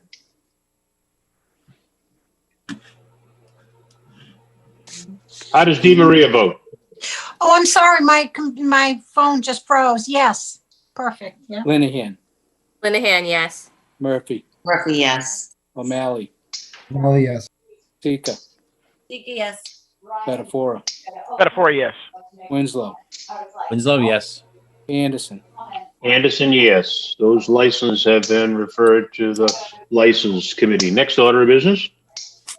Paper 40-21 order, be it hereby ordained that section 12.16, dimensional controls of the revised ordinances of 2020 be amended by revising section 12.16.050 as to waiving rear yard setbacks in industrial districts by deleting reference to rivers or water courses. Mr. President, would you mind if the clerk read the next one? They go hand in hand. It's two things. They're going to be sent to ordinance anyways, but I can explain it all at once to save a little bit of time. That'll be fine. Clerk, would you please read 4121? 4121 order, be it ordained that section 12.12 use regulation of the revised ordinances of 2020 be amended by adding new section 12.12.200 to include Malden River site plan review. And I also have a letter from the mayor's office as well on these. Sure. Why don't you read that too? Dear members of the City Council, I'm pleased to introduce a proposal adding a Malden River site plan review process to our city zoning ordinance. As a community, we have shared the long-standing goals to protect and conserve the Malden River while expanding public access and use. These goals have been identified in various plans over the years, including the Malden Vision 2008, Malden Master Plan 2010, Urban Land Institute Technical Assistance Panel Report 2015, Open Space and Recreation Plan 2017, Commercial Street Corridor Framework Plan 2018, and MAPC Report of Placemaking Project, a Catalyst for Change in the Malden River 2020. It has also been the focus of many community initiatives, most notably the formation of the Friends of the Malden River 2012, Malden River Route Map and Wayfinding Project 2013, Malden River Creative Peacemaking Project 2019 to 2020, the Mr. Greenways Initiative Malden River Greenway Plan 2017, and the currently ongoing Malden River Works DPW site project. The Malden River site plan review process will guide improvements of properties that abut the Malden River and establish requirements for public pedestrian access and walkways, landscape buffers of native non-invasive species and yard setbacks. The process will apply to approximately 17 properties, all located in the Industrial 2 zoning district and located along Canal Street, Charles Street, Commercial Street, Medford Street, and Riverside Park. Additionally, the proposed regulations are drafted to advance the city's goals for the Malden River while balancing the property owner's interest when planning the redevelopment of its property. The amendments are intended to provide a foundational framework of requirements and regulations that also take into account existing constraints such as current property layouts. We anticipate that the provisions will be clarified and expanded during the public hearing process and may be further amended in the future if necessary. Thank you for your consideration of the proposal, and I look forward to working together to make the Malden River site plan review a reality. Sincerely, Gary Christenson, Mayor. Thank you, Mr. Lucy. For the papers, Councilor Spatafora. Thank you, Mr. President. Thank you for allowing us to take them both. I don't want to, be repetitive in terms of, I think everybody understands what the nature of these. They will be referred to joint planning and ordinance, standard operating procedure for any type of ordinance zoning changes like this. I think Karen Buck did a great job in terms of emphasizing community engagement, and that's what we hope to do with this. So there'll be a public meeting with the planning board and the ordinance committee, and I encourage Karen and the Friends of the Malden River to certainly join that. The setback is something that's been talked about for many years, and it's come out in many of the discussions. And the second piece, which I find very intriguing, is the Malden site plan review. It's something we have in the square, and it's worked wonders in terms of having some more input, and that's made up of the city planner, Michelle Romero, and other entities. So it's trying to take something that we think is a good working group and now create one for the Malden the river. So both, again, will be sent to joint planning and ordinance, be discussed there, and then hopefully brought out and voted upon like any other ordinance. But it's a pretty exciting one because we all know a lot of work's been put into the Malden River. So refer to ordinance in joint planning. Thank you, Councilor. Councilor O'Malley wants to speak on the paper. Councilor O'Malley. Thank you. As you'll see, the next paper after this is a very similar paper that I drafted, also related to the Malden River. And I would also like that to be referred to a joint ordinance and planning board hearing. But the reason why I raised my hand now is I wanted to ask the petitioner or the sponsor, would the site plan review committee, would that overlay be binding, or would the entity or the property owner still be able to come under base zoning? Well, to be completely honest with you, Councilor O'Malley, I don't think that's been determined yet and discussed. So that's something would have to be discussed inside the ordinance and the joint planning. But it's an excellent point. We can actually bring it up there. I don't know what the intent is. This is something that's been worked on through the mayor's office, Marie Louise, the city planner, Kevin Duffy. I also believe Evan's on that committee. So it'd be a similar makeup. But I'm assuming they want to have that committee to have some teeth, a power. So they would probably have overlay. Okay. Right. The only reason I ask is, like, for instance, in the downtown, we have a residential incentive overlay, but like, for instance, City Hall is within that, and they chose not to go under the RIO. They chose to go under base zoning. So I wanted to make sure that if we did go with the site plan review process, that there would be no option for them to skirt around that by using the rules creatively. Looking forward to some way, hopefully merging our two papers together. Thank you. Okay. Thank you. Thank you, Councilor O'Malley. So we've got two motions here. Isn't that correct, Mr. Lucy? Yes, that's correct. There's two papers, so we'll take them up individually. Please. Okay. Yep. So do we have a second? I didn't get the second. I'll second the motion. On 40-21? Yep. Okay, Kamel. Yes. Condon. Condon, yes. Crow. Yes. DeMaria. Yes. Linehan. Linehan, yes. Murphy. Murphy, yes. O'Malley. O'Malley, yes. Sika. Sika, yes. Betafora. Betafora, yes. Winslow. Winslow, yes. Anderson. Anderson, yes. Carries 11-0. So that paper will be referred to a joint planning ordinance committee. Next order of business, the next paper will be 41-21. We have Council Spatafora made the motion to send to ordinance. Seconded. Seconded by Councilor O'Malley. Kamel. Yes. Condon. Condon, yes. Crow. Yes. DeMaria. Yes. Linehan. Linehan, yes. Murphy. Murphy, yes. O'Malley. O'Malley, yes. Sika. Sika, yes. Spatafora. Betafora, yes. Winslow. Winslow, yes. Anderson. Anderson, yes. Carries 11-0. That's the second paper to the joint planning ordinance committee. Next order of business.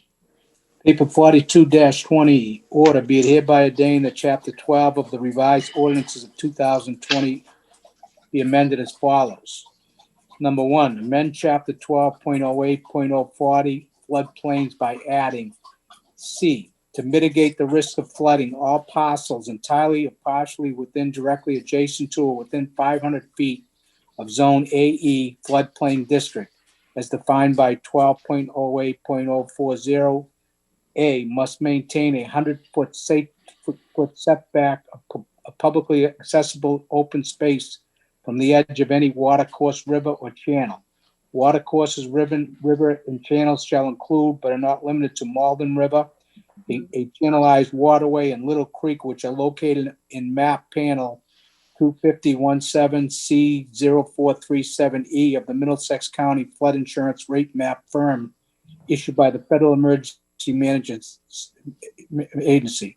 The publicly accessible open space shall include a 10-foot wide pathway which complies with the accessibility requirements of the Americans with Disabilities Act and shall be planted with plants with a wetland indicator category of FAC, FAC plus, FACW minus, FACW, FACW plus, or OBL as identified in the U.S. Fish and Wildlife Service's National List of Plant Species that occur in wetlands. Massachusetts, Reed, 1988. Furthermore, the publicly accessible open space shall be kept clear of plants identified as invasive, likely invasive, and potentially invasive in the evaluation of non-native plant species of invasiveness in Massachusetts, April 2005, by the Massachusetts Invasive Plant Advisory Group.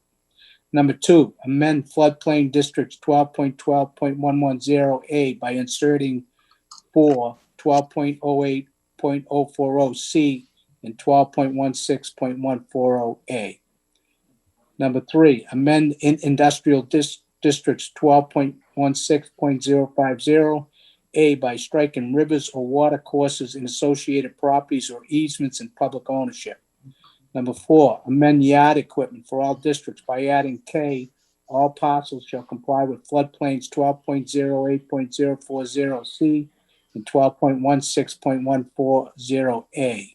Number 5, amend usable open space requirements for all districts 12.16.080 by inserting E. Usable open space in all districts shall comply with floodplains 12.08.040C and 12.16.140A.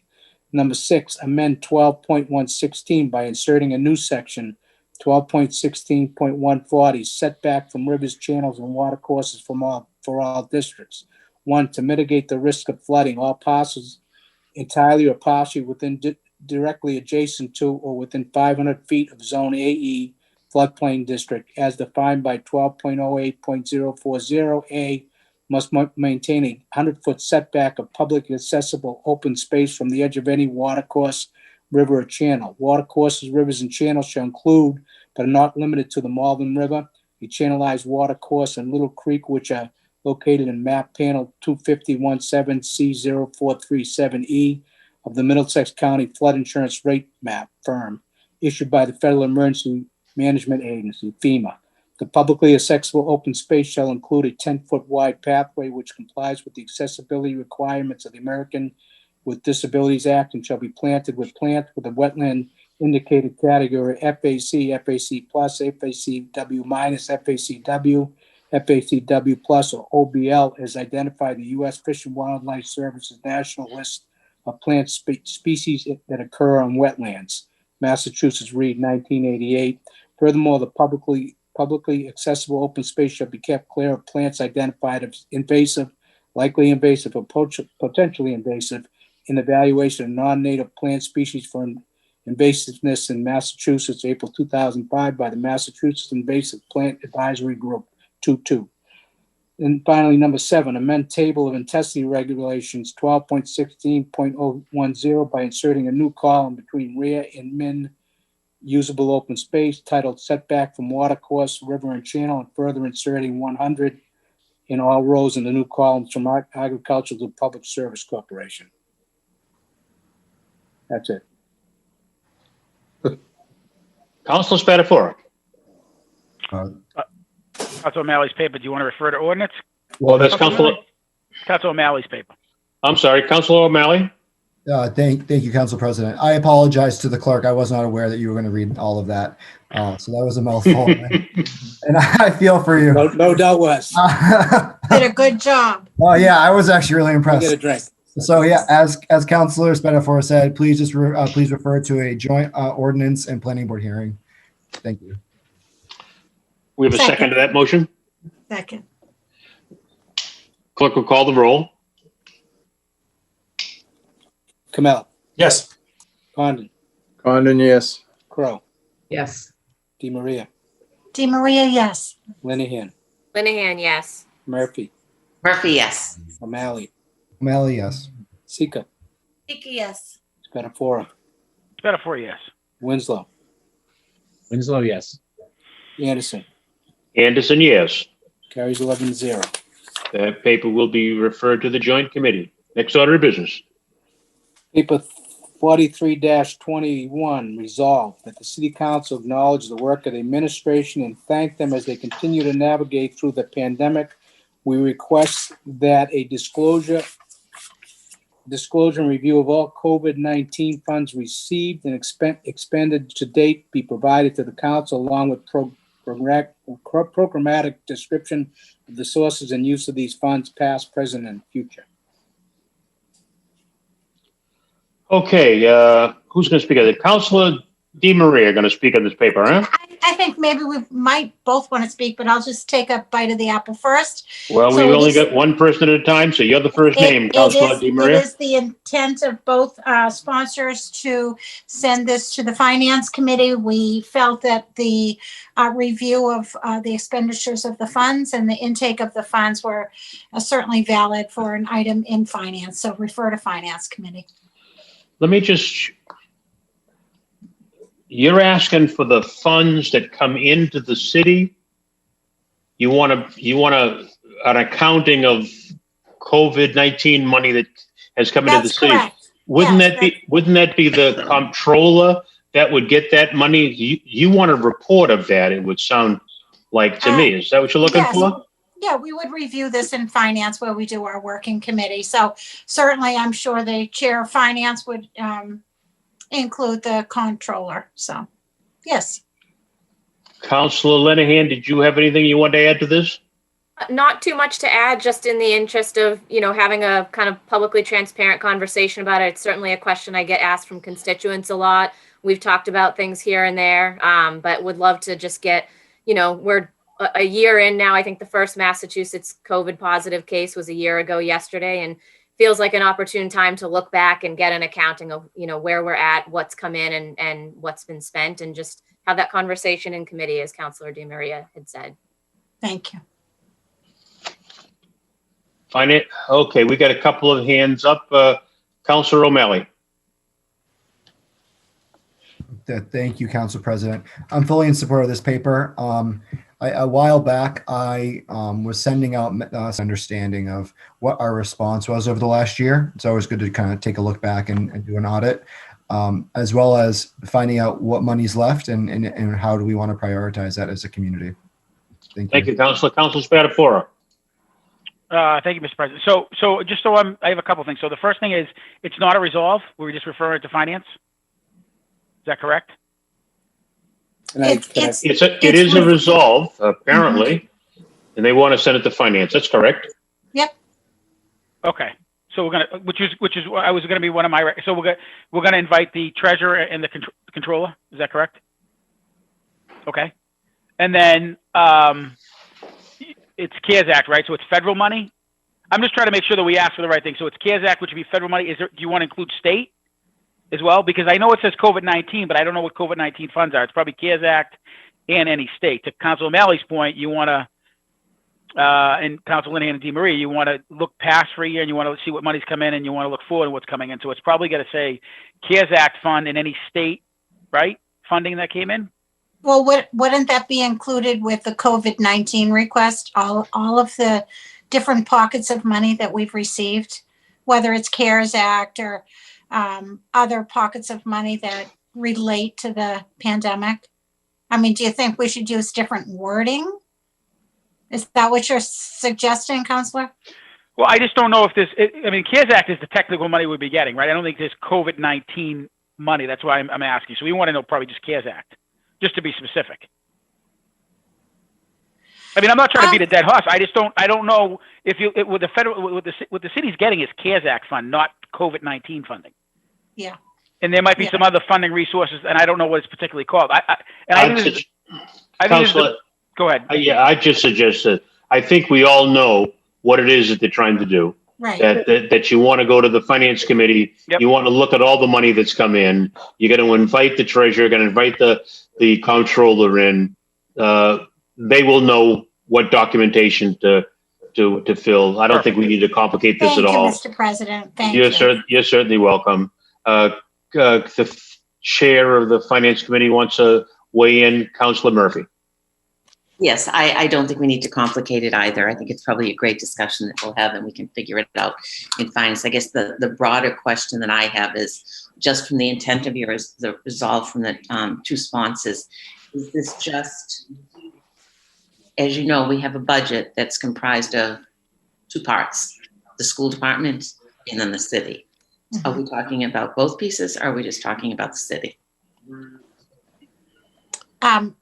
So through the chair, thank you, Go ahead, Councilor Councilor Murphy. DiMaria. Yep. Thank you very much. I would suggest any and all of the above because I think it's relevant information for our community, both with the families and the school department. And I just think it makes for great discussion, as you previously just said. So I would say yes. Because I think So, that what we can do is if we move it to finance at the finance meeting, then we can decide who we want. We'll have a meeting. perfect. Who we want to ask to come in. Perfect. Yep. Yeah. Thank you. Yeah, we don't need to complicate this. We all know what you're trying to get to. Yep. On the motion to refer with Cook, we'll call the roll. So Council DiMaria made the motion, Council Linehan seconded? Is that- That's Yes. correct. Okay. Kamel, Yes. Condon, Condon, yes. Crow, Yes. DiMaria, DiMaria, yes. Linehan, Linehan, yes. Murphy, Murphy, yes. O'Malley, O'Malley, yes. Tika. Can I ask a question before I vote on this, City Clerk? Can a resolve get referred to a committee? It usually not. Usually it'd be an order. A resolve is a wish of the Resolve is council. just the will of the council. Correct. And I think it's appropriate. Usually it's an order that gets sent to the different committees, but I think we all understand that the motion here is that there are sponsors who want to look at what money has come in. It's the sense of the city council that it be looked at in finance and inviting the certain persons into that have the information. Okay. And so I consider this to be an appropriate referral to that committee. So your vote, Councilor Zika? Yes, I guess. Spatafora, Yes. Winslow, Winslow, yes. Anderson. Anderson, yes. Okay, that paper is referred to the Finance Committee for its discussion. Next order of business. Paper 44-21 resolved. That is the sense of the city council that in response to the impact at the COVID-19 pandemic, the city of Malden shall promote economic development to recover and grow the local economy by the creation of 2,000 private sector jobs in Malden by 2025.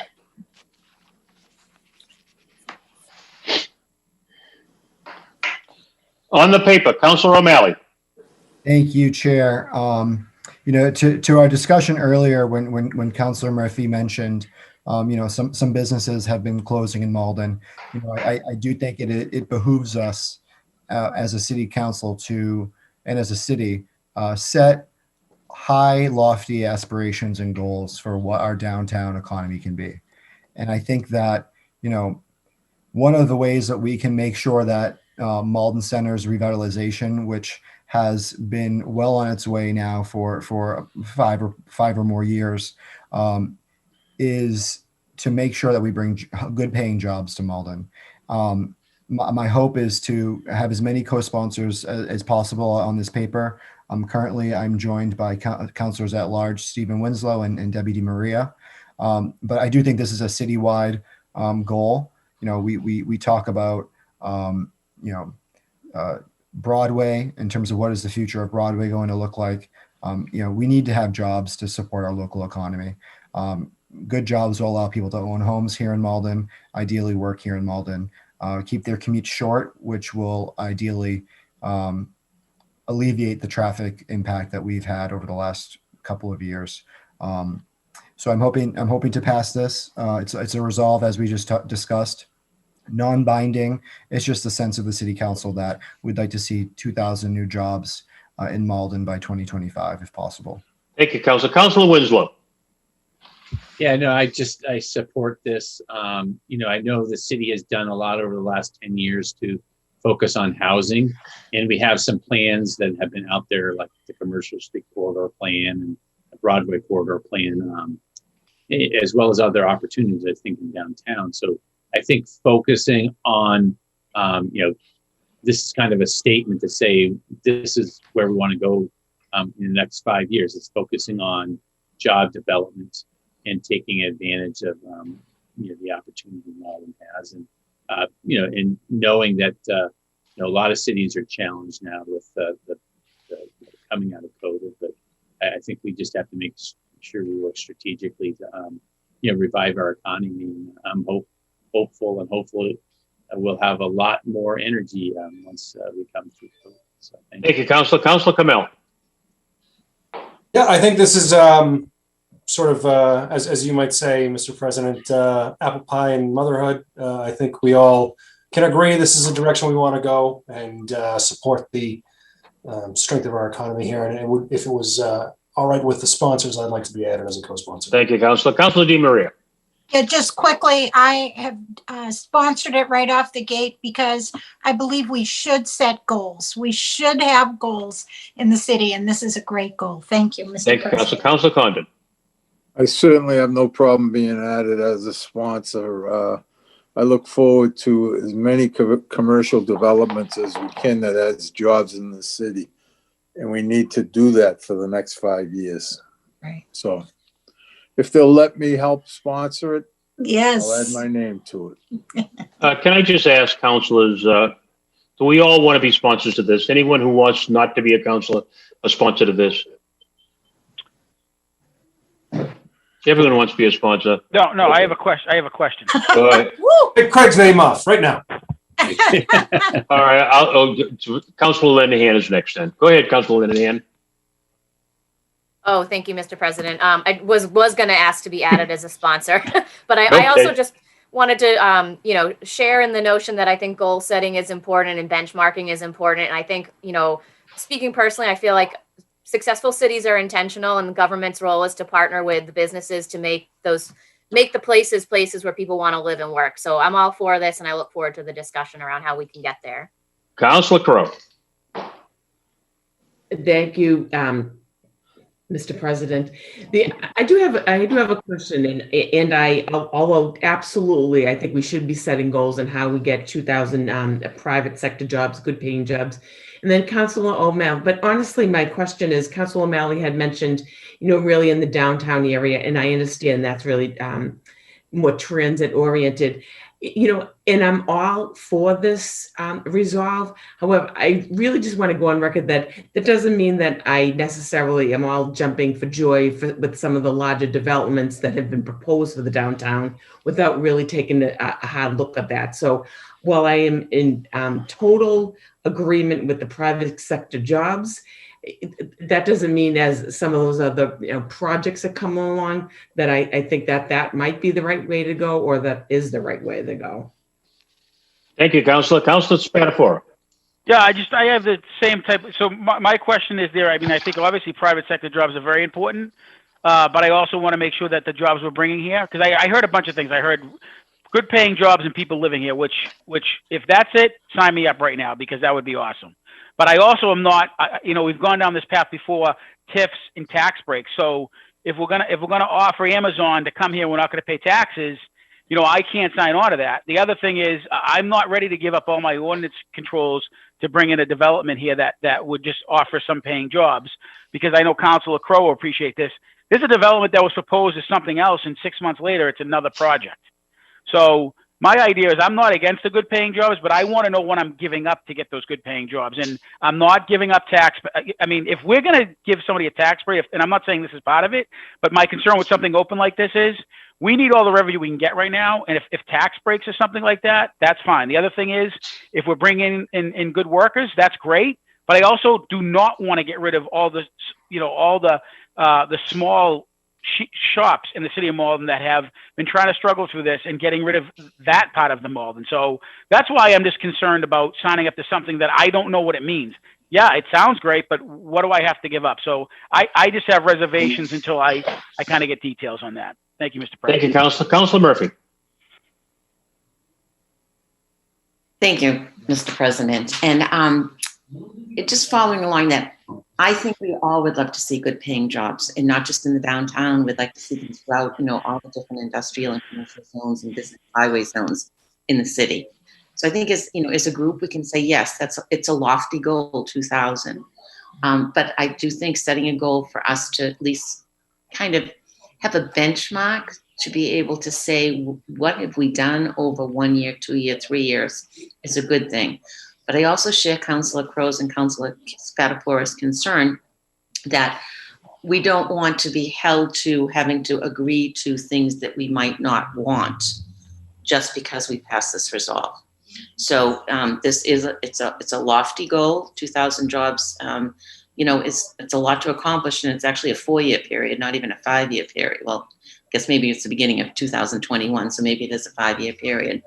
But I don't think it will hurt us to have some goals and objectives to be able to look at how we move the city forward, but not just the downtown, the entire city. But once again, as I said earlier, we need to look at how do we keep jobs too? Because, if we lose the small businesses, then, we're starting at a negative. So I will support this evening. I think, it's something that we really need to talk more about and figure out how do we measure this? Who are we working with to decide, how we actually accumulate these figures? Is it the Chamber of Commerce, et cetera? So like as Councilor Crow always says, the devil's in the details. There's a lot of onions to this. But, starting off, I think we can say, okay, we'd like to see more jobs in the city of Malden, good paying jobs for our residents, and see where it takes us. This is a resolve. Right. This doesn't tie us into anything. Let's move the question. Yes, Can we move the question? Councilor O'Malley, do you have anything else you need to say? Oh, I would just move to pass this resolve. here we go. On the motion to pass the resolve, clerk will call the roll. We have a second? Councilor O'Malley? Second. Is that 4 seconds? Sure, there's a bunch of seconds in there. Aye. Councilor Condon. Yes. Kamel? Yes. Condon? Condon, yes. Crow? Yes. Di Maria? Di Maria, yes. Linehan? Linehan, yes. Murphy? Murphy, yes. O'Malley? O'Malley, yes. Pika? Yes. Spatafora? Present. Winslow? Winslow, yes. Anderson? Apple pie and motherhood, yes. Next order of business. That resolve passes. Next order of business. Paper 45-21, it's a communication from the mayor. If you will, please, Mr. Lucy.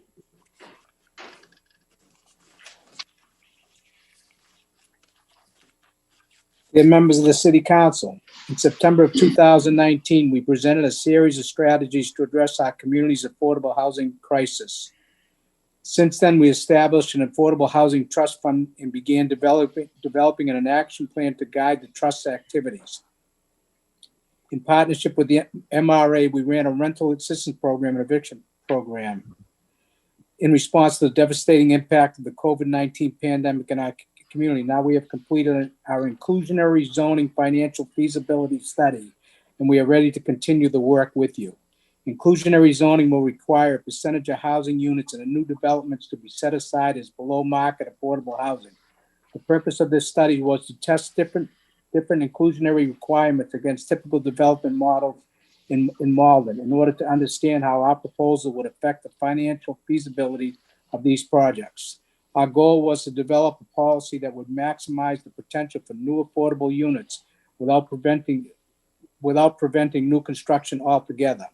Any percentage of 0 units is 0 units. Our consultant developed a financial model and ran different scenarios testing alternative inclusionary requirements. With guidance from our advisory group and Affordable Housing Trust Fund Board, we have formed the basis of the proposal that we are incredibly excited to share with you. Over the next few weeks, we will be working to translate those recommendations into a formal proposal for the council to consider.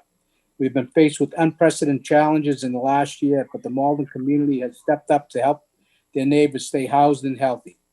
Now we, as leaders of the community, have to set up and show our commitment to our neighbors and make a long-term impact that will keep Malden affordable. Sincerely, Gary Christenson, Mayor.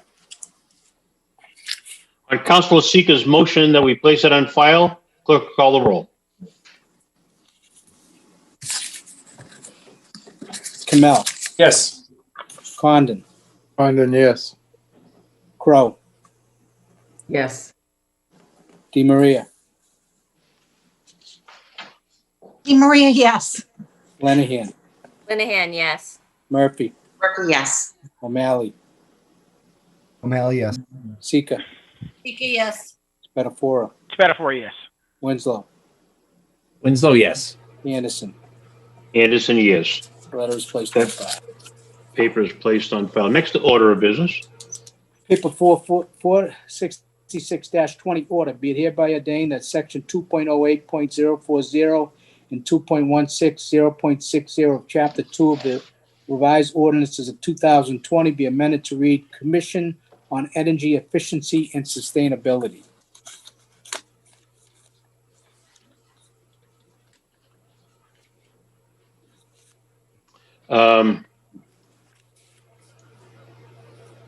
Motion to enroll. Or actually Ordain. ordain. Ordain. Motion to ordain. yeah. Ordain. Yeah. On the motion. On the motion to ordain, Second. the clerk will call the roll. Kamel, Yes. Condon, Condon, yes. Crow, Yes. DeMaria, Yes. Linehan, Linehan, yes. Murphy, Murphy, yes. O'Malley, O'Malley, yes. Sika, Sika, yes. Spatafora, It's better for you, yes. Winslow, Winslow, yes. Anderson. Anderson, yes. Paper is ordained 11-0. Next order of business. Paper 468-20 order, be it hereby ordained that the City of Malden revised ordinances of 2020, section 4.16 sign control be amended by adding the following additional language. Number one, definitions, by adding a definition for recreational trail and sign recreational trail facing. Number two, regulations of signs by sign type, by adding regulations for this new type of sign. Number three, regulations of signs by district, by adding this sign type to be allowed signs in residence A, B, and C zoning districts. Recreational trail facing signs must be wall signs, cannot be illuminated, and are limited to 50% of the area on the allowable wall sign for the district. These signs will not count against the total signage allowed for building or tenant. These signs are restricted to non-residential uses. Allowing the signs in residence A, B, and C zoning districts make them allowable in all districts, which accounts for the numerous parcels located along the trail. Motion to ordain. Yep. On the motion to ordain, the clerk will call the roll. Counselor Second. O'Malley has his hand up. Just before we ordain, if possible.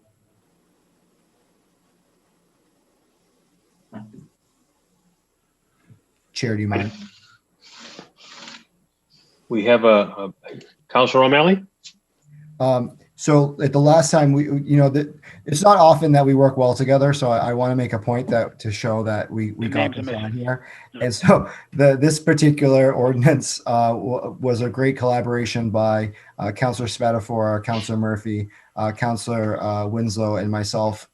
It was primarily drafted by Nelson Miller, our building commissioner, but it would be great if it could reflect the sponsors as such. Thank you. It's not often that you work well together. Is that what did I hear that? Is that what you said, Councilor O'Malley? Cat's out of the bag. Oh, the cat's out of the bag. Who would know that? So you have acknowledged all of that. Okay.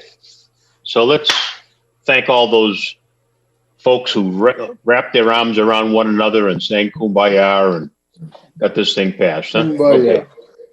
Okay. All List right. them as sponsors. I think that's. So Councilor O'Malley asking that to be listed as sponsors. Yeah, just as sponsors, exactly. We talked about it last time. I just so the record reflects it. It's fine. You want to be sponsors, folks? Yes. So be it. Those are the sponsors, and let's move the paper. I need a second on it with all the sponsors. Second. Councilor Murphy seconds it. Kamel, Yes. Condon, Condon, yes. Crow, Yes. DeMaria, DeMaria, yes. Linehan, Linehan, yes.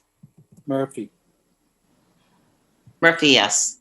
O'Malley, O'Malley, yes. Sika, Sika, yes. Spatafora, Spatafora, yes. Winslow, Winslow, yes. Anderson. Anderson, yes.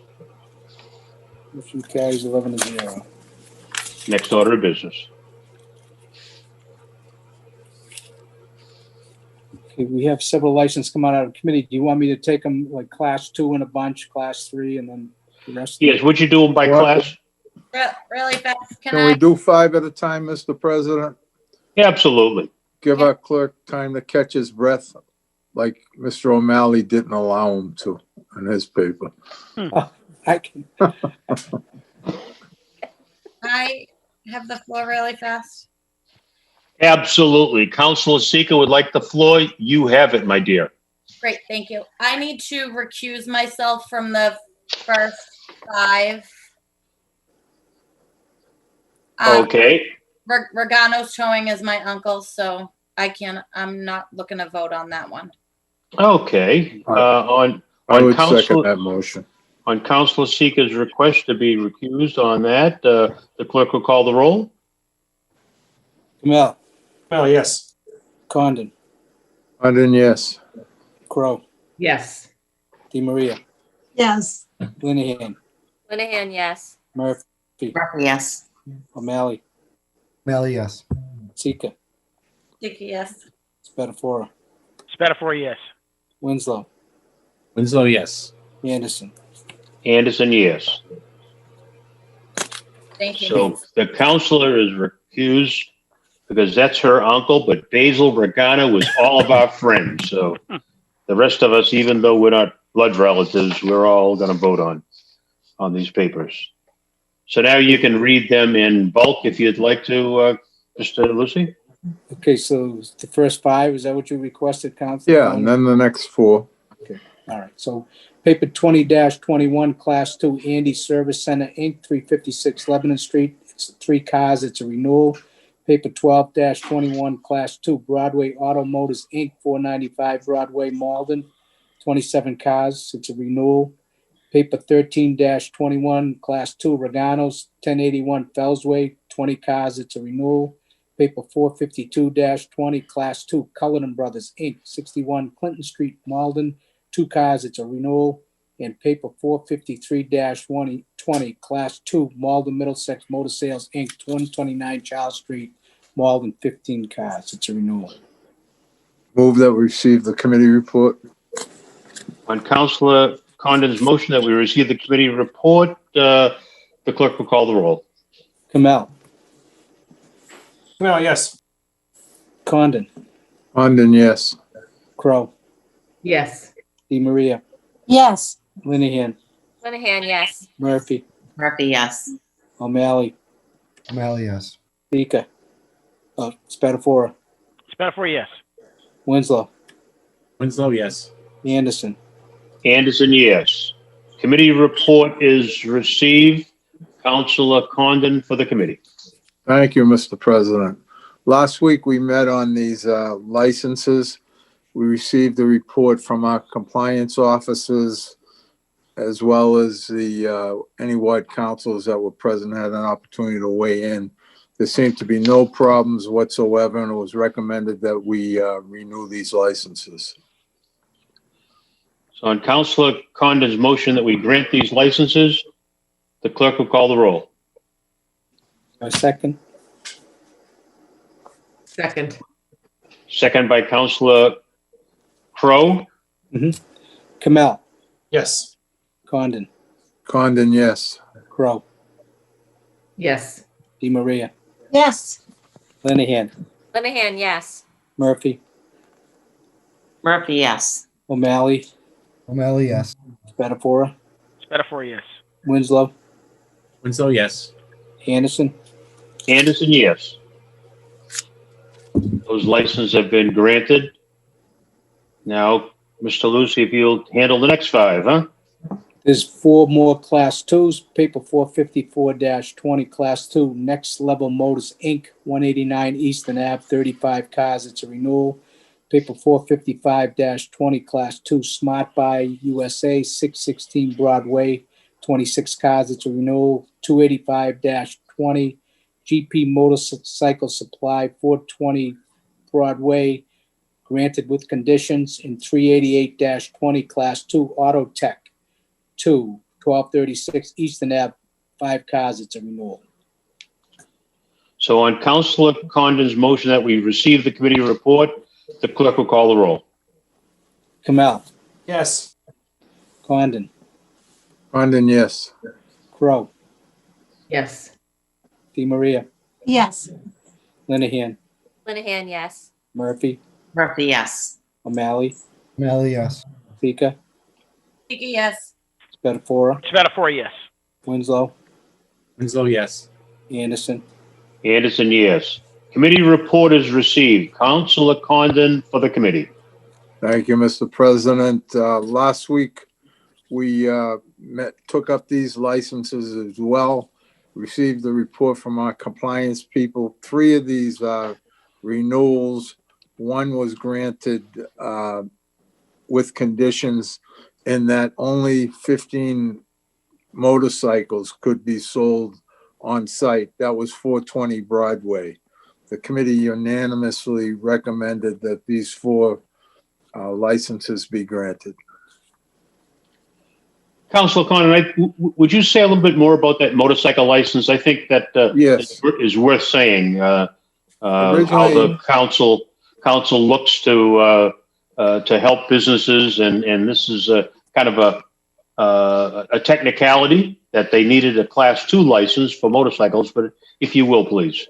Yes, it come in as a Class 2 license. They have been in the city doing business with motorcycles for years.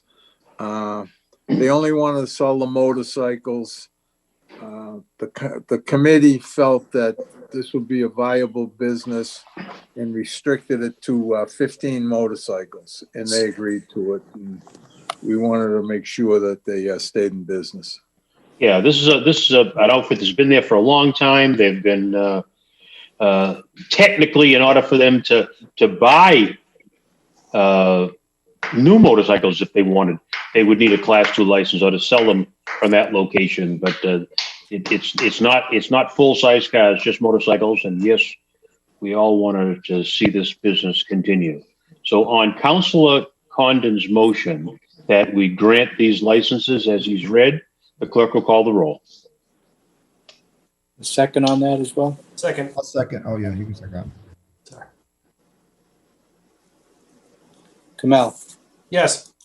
Condon, Condon, yes. Crow, Yes.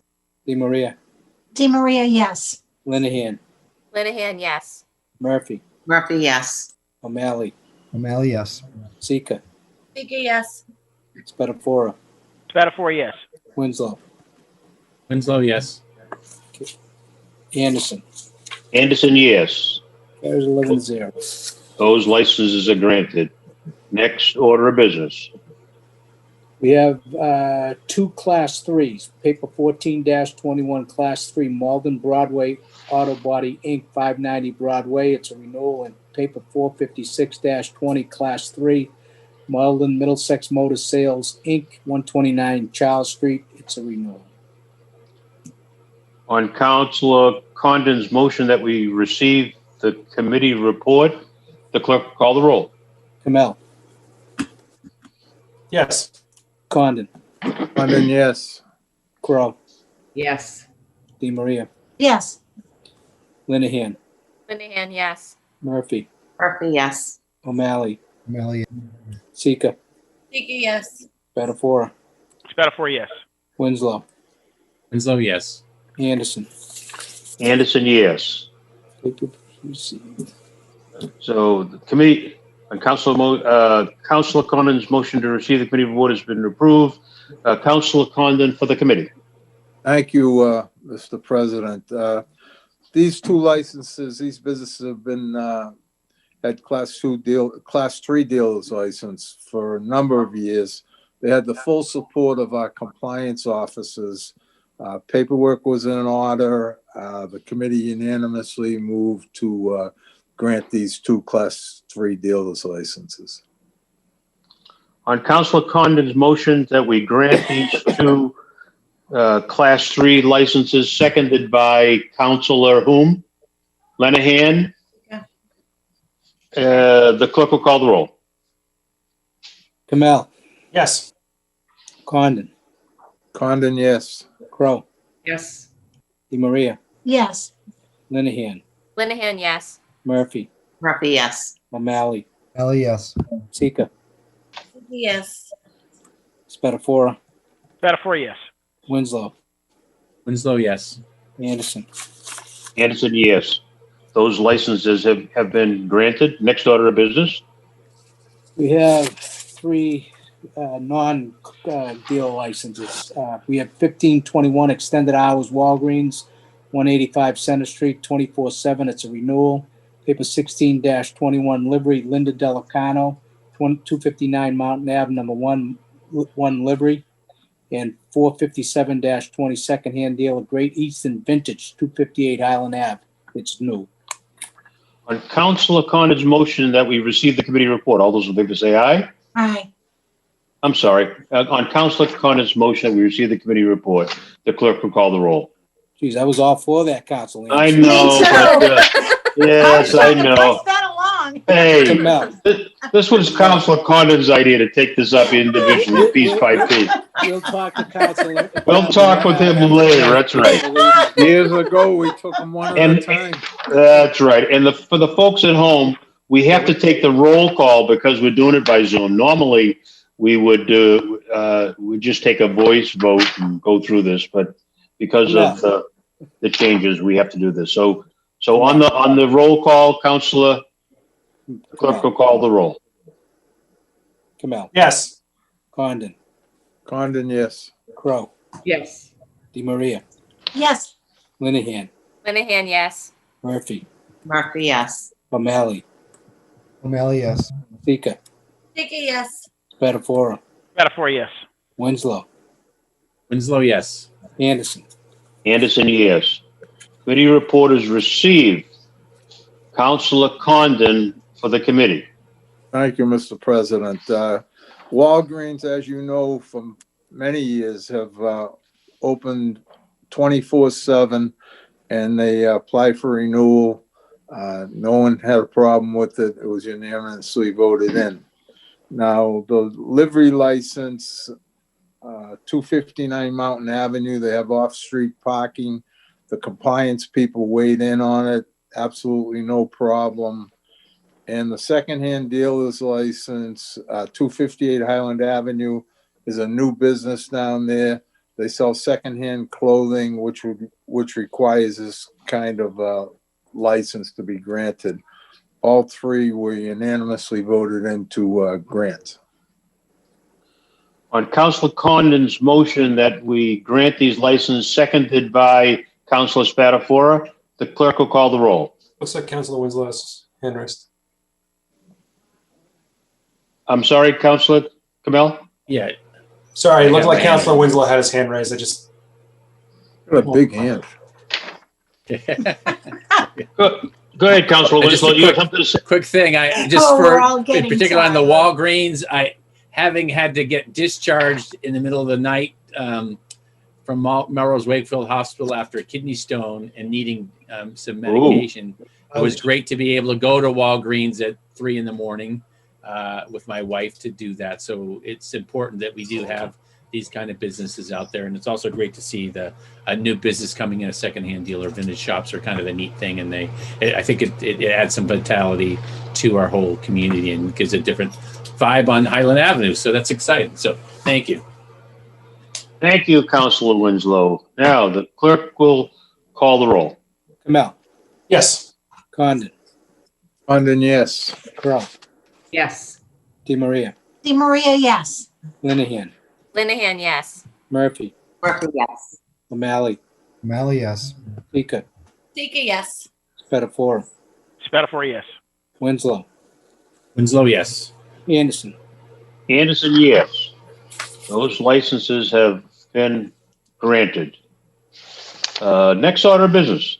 Docket is clear. The docket is clear. Is there anyone who would like personal privilege? I see a couple of hands up. Let me start with Councilor from Ward 6, Councilor Kamel. Thank you, Mr. President. I just want to stop and ask if we could have a moment of silence for Sarla Semnotra. She's the mother of Rachna Gray and the mother-in-law of our Ward 6 School Committee member, Joe Gray. So I just wanted to take a moment and have a moment of silence. She passed? She passed away.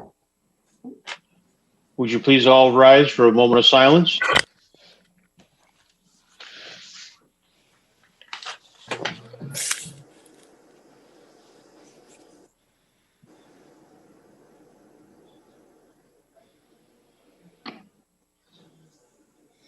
Thank you.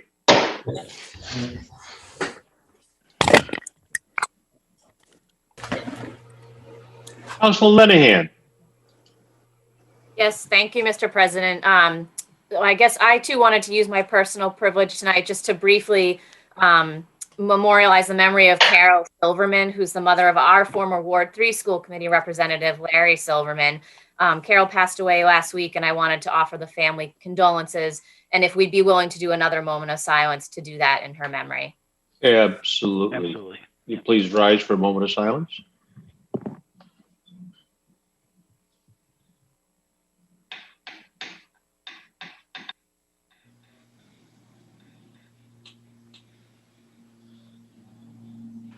Thank you.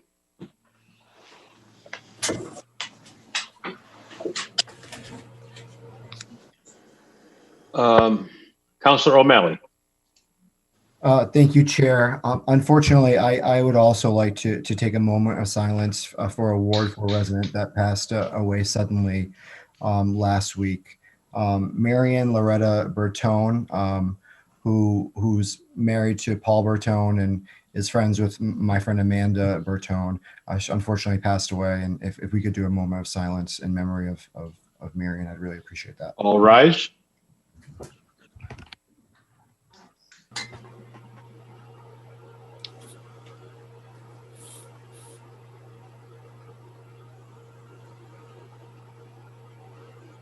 Thank you.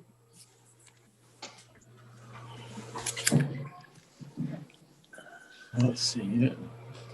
I see no further hands raised. I see sorry. Steve Winslow's. Yeah, Councilor somehow Winslow. mine got put down, but yes, I just wanted more upbeat note. Wanted to say that we have the Lunar New Year is coming up, so I want to say Gung Hei Fat Choi to our folks in the Asian community, and this is the year of the ox. So really, I think the ox is known as for its honest and hardworking spirit, and I think that's a really important spirit to bring to 2021. So wishing everybody. And Chinese Cultural Connection is having a Malden Lunar New Year celebration this coming weekend. So you can go to their website and sign up.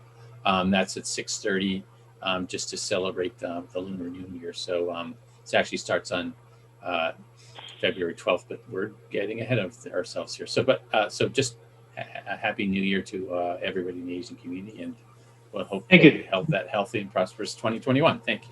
Thank you, Councilor. So would you also, Councilor Winslow, say something about the meeting that we had on the 28th of last week? Sure, certainly. About the Kirchner? Sure. You did such a good job of that one. Say that. So Councilor Anderson and I hosted the first community meeting on the Kerstead and Tartikoff Park master planning process, as well as focusing on something at Willow Street Greenway. And I think we had about 27 participants and had a lot of feedback, a lot of interesting ideas. I think a key thing in this for the council, and I think we will, I got to make sure that we've got this on the city website. There's a web page for the project, but really looked to make like Kerstead Park, have the Little League field, but create it as a more destination park. And there was also some really innovative ideas related to Tartikoff Park. There's actually a part that before I got involved this, behind the skate park, there's a huge open space area that is overlooked. And there's a nice hill there. people sled on. Maybe we could even put some slides and stuff like there. So just really nice, interesting thing. We had a lot of good feedback from the community, but we're looking for more ideas. I think we're still open to having more comments by next few weeks. So I'm just excited. Councilor Murphy was in on the call as well. I don't know if she has anything to say, but just a really exciting and neat thing to really knit together all the parks from Lincoln Common over to Salem Wood School in a system that works together and makes it an exciting part of the neighborhood. So, get the word out to everybody on that. And it was just exciting. And Councilor Anderson did a fine job of doing that. So looking forward to more work on that. Thank you, Councilor. Councilor Condon. Thank you, Mr. President. I'd just like to reach out to the City Council. I received a phone call from a couple people that live in senior housing at 89 Pearl Street, where they were scheduled to give the vaccines, and then it was canceled. If anyone else had gone through this, and if anyone else has any information on when they plan on going to our senior housing developments to give these shots. So I'm reaching out to you on that. Thank you, Councilor. Probably Chris Webb would know. Director Webb, Board of Health. That's my next call. Yeah. Okay. Has anybody experienced anything like that in their senior housing? Well, I haven't heard in the Senior Housing Council, but I think that Council DeMaria's point, my wife is a nurse, and she's been giving the vaccine out to the first responders. And I know they had some clinics that were set up, I think early last Thursday for the employees of the school, and they had to cancel that because they don't have enough vaccine doses. So I'm going to go out on a limb and say they're probably related, because I know Chris Webb did mention earlier on a previous call I was on that they were supposed to get, 2,000 doses. They only got 1,000. So I think because they still have to give the first responders that did it a month ago, they still have to give them their shots. So I think they stopped. I think they stopped administration until they get an ample supply, which I think is changing by the day, to be quite honest with you. Well, thank you for that information. Yeah. If you happen to see your wife, can you give me a call in the morning? Well, I hope to see my wife. I live in the same house with her. I will find out. Councilor Condon. Go ahead, Councilor Seeker.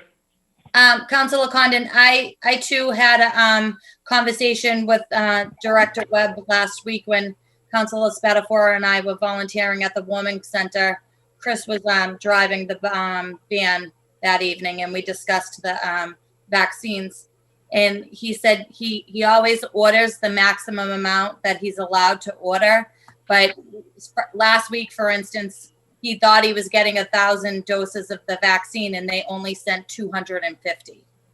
And to Councilor Spadafora's point, he did say that they have to vaccinate the people for their second dose that have already gotten the first dose before they can start vaccinating ones that haven't received one. So. Okay, thank you. A little 2 cents for Make that. some calls tomorrow. Yeah. And I'll just pipe up here. I'm actually trying to find the email from Chris. I just can't pull it up right now, but there was some changes with the phase 1 and phase 2 that happened in addition to having a low amount of vaccines coming in. They had moved things from phase 1 to phase 2, and it had pushed it out from when it was supposed to be scheduled. I believe he said it was either going to be the 4th or the 8th. So things just got moved out about a week. So, but he can give you the whole details. Sorry, I can't find the email. Yeah, the other thing. Sorry, let me let Councilor O'Malley, who's got his hand up, and I'll let you all who are jumping in. Go ahead. Go ahead, Councilor O'Malley. Thank you. I just wanted to commiserate with Councilor Condon. I also have some other buildings that are calling about scheduling for this. I don't know if maybe we want to put a standing invitation on our docket for the next few weeks. Just so that we can get Board of Health updates, so that, because I think that really the person we should be hearing from is the Board of Health, and I wouldn't want to give false information if I think that's a good idea. We've had I think we've all had calls, and particularly for the older persons. I mean, they're that are being told to go on the website, and I've heard a couple of them say, "Hey, What do I know about going on a website? That there is a phone number supposedly being provided that will help the persons walk this. So we need to get Chris Webb back.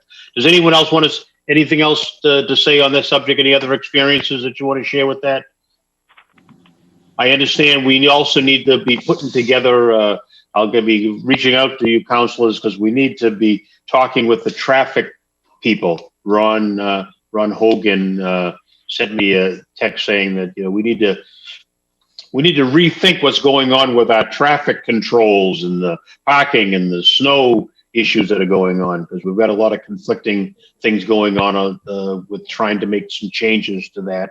So any of those of you who would like to serve with that, let me know, because I'm going to be selecting 3 of you to serve with re-looking at this traffic parking situation for the balance of the winter. Seeing no other hands raised, I think we'll call it quits. So on Councilor Di Maria's motion that we adjourn, the clerk will call the roll. Kamel. Yes. Condon. Condon, yes. Pearl. Yes. Di Maria. Di Maria, yes. Linehan. Linehan, yes. Murphy. Murphy, yes. O'Malley. O'Malley, yes. Fika. Sika, yes. Spatafora. Spatafora, yes. Winslow. Winslow, yes. Anderson. Anderson, yes. Good night, councilors. Good night. Good night. All right. Night, See you everyone. next time. Okay, good night.